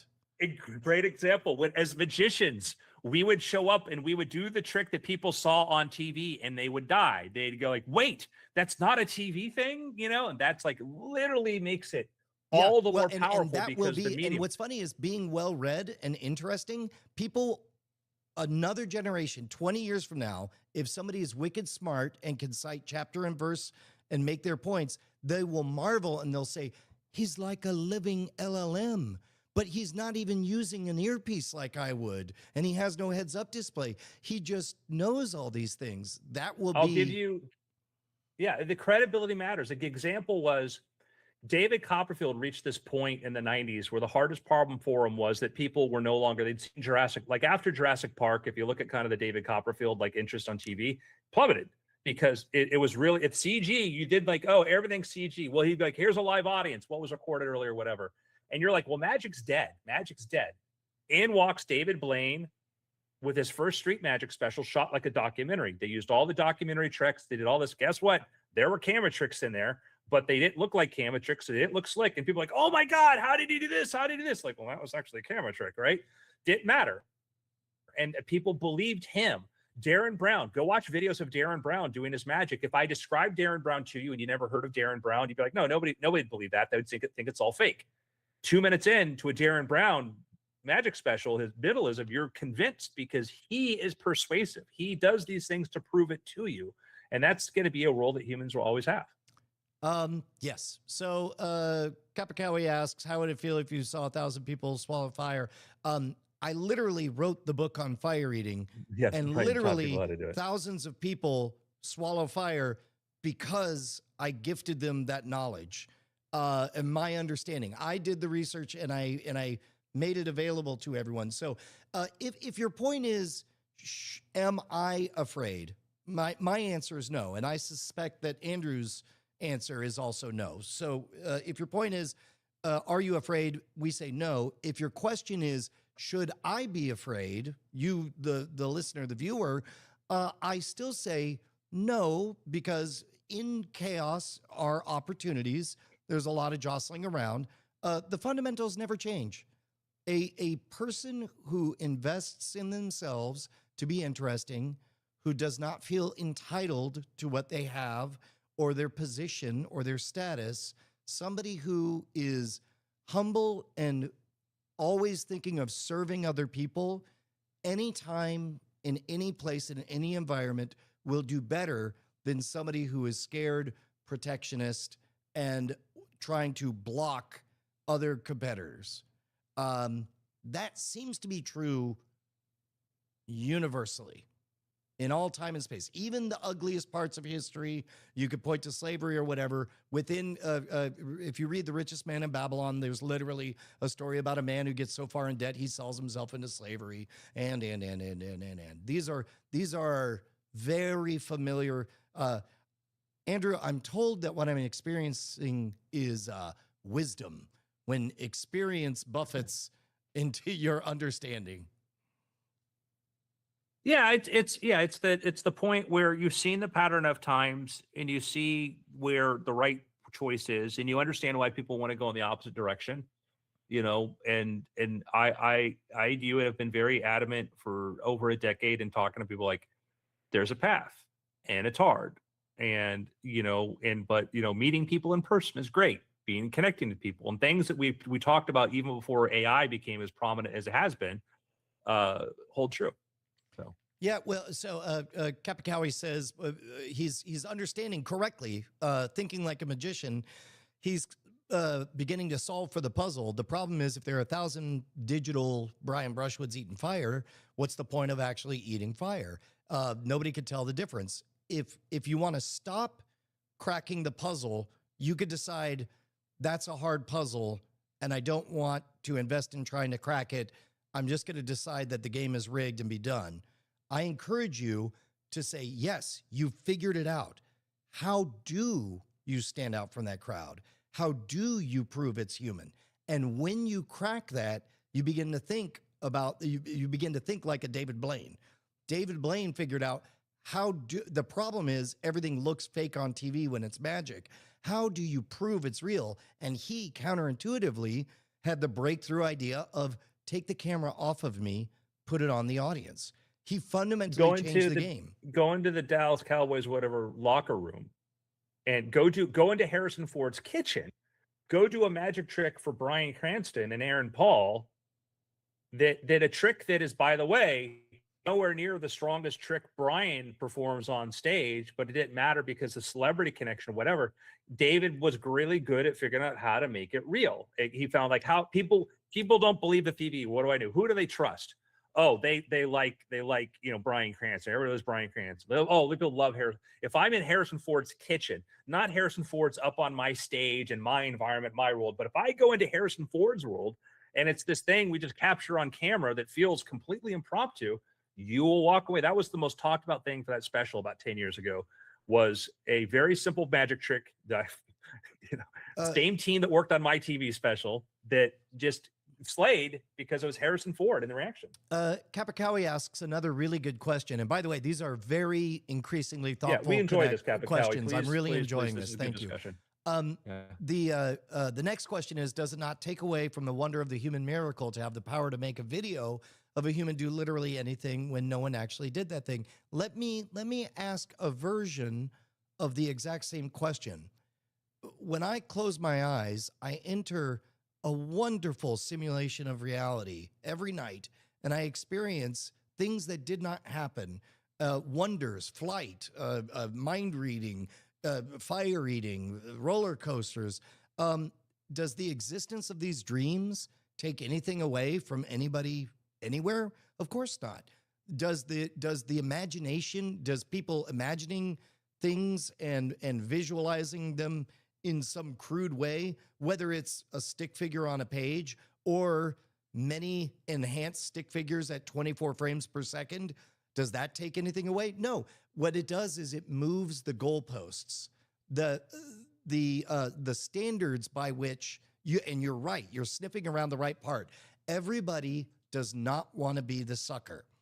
So part of the way I am moving, I am acknowledging that the meta has shifted. Part of the, when this channel, the Modern Rogue, started, the game was, I went to Hollywood and I was not impressed by what I saw, either in terms of hierarchy or the need to portray things that were real, that didn't need to be faked. And I suspected that I could bring more authenticity with that kind of storytelling, with the freedom of doing it all myself. And that's exactly what I did. We are now at a different meta inflection point. Now it is inauthentic to have computer generated everything. And so, so instead of bemoaning it, I am instead, in the book, Who Moved My Cheese, I'm getting up and putting on my shoes every day. And you're seeing all of these wild live streams of varying quality, because that is in real time. You're watching Brian try to figure out where the puck is going and what kind of stories could only be told authentically. And that includes logging lots of hours on the live stream. Go ahead. Yeah, I was saying like the most watched podcast on the planet and the most watched talk show, or most watched in America, the most watched talk show, if you count everything on, is Joe Rogan. Mm-hmm. Joe Rogan's 3 or 4 cameras. That's it. Yep. The production budget for that show is probably what it costs for 10 minutes of the Tonight Show or the Late Show or anything else like that. For a fraction of the production budget of those other shows, is Joe Rogan the greatest interview in the world? He would tell you no. His approach though, and one of the things I watched some of the show, but not all of it, but I think he's incredibly sincere, sometimes maybe to a fault. He doesn't have this agenda, which I pretty like. Somebody said, "Oh, how somebody said, Kamala would only last 10 minutes on your show," and Joe's like, "No, I could talk to her for hours." I believe him. I believe that he can find in anybody, even if people think that they're not is going to be as interested as some other figure. I think he can find that. And I guess my point to bring into it all though is like Rogan is authentic, and we may all have different opinions of that, but he's authentic, and that authenticity was extremely valuable. Barry Weiss has taken over CBS News. CBS News is now controlled by Barry Weiss. Barry Weiss famously had a falling out with the New York Times newsroom because she felt like their standards had slipped and things that shouldn't have been controversial became controversial. And then she started the Free Press and said, "Hey, I want to talk these issues." And I think that she is consistent to how she looks at the world. I think she's fair by how she sees the world. I don't always agree with every take they have or whatever, but I think they're consistent from how they look at the world. And she built up a reputation, a very good reputation, for trying to pull journalism out of the descent that it was going into. And because of that reputation, and some people don't like her, that's fine. But because that reputation was valuable to enough people, she got put in charge of CBS News, one of the biggest news brands in history, because she is a person, is a brand. Be like, who is Barry Weiss? We know what Barry Weiss is because of this. And you're like, I don't like this, whatever. That's irrelevant to the point of, man, when you're a human with a real thing you stand for, that means something. And look, to be clear, it is going to be wobbly for a minute. It was wobbly in 1991 when Under Pressure was sampled for Ice Ice Baby, and everyone thought that samples were bad. and then it got less wobbly. except for Queen getting the piece of commission on every single, single that was That's sold. the funny part is people were indignant on behalf of the artists who were getting paid. Meanwhile, again, what nobody wants to say, usually when I hear AI pushback, you peel back enough layers and there are two sentiments. Sorry. And I understand both, and I too feel them. It's either I'm afraid of what this means for me, or it's hard. And both of those things are true and right sentiments. But any kind of protectionist move, whether it's like AI shouldn't be allowed or whatever, I'm not going to say that it can never work. But I would say, I would say consider where your energy is best invested. Yep. I have to bolt, Brian. This All has right. been a pleasure. Thank you for everybody. All right, you got it, man. Take care. All right, we'll see you guys. Thank you very much, stream. We'll see you after. first thing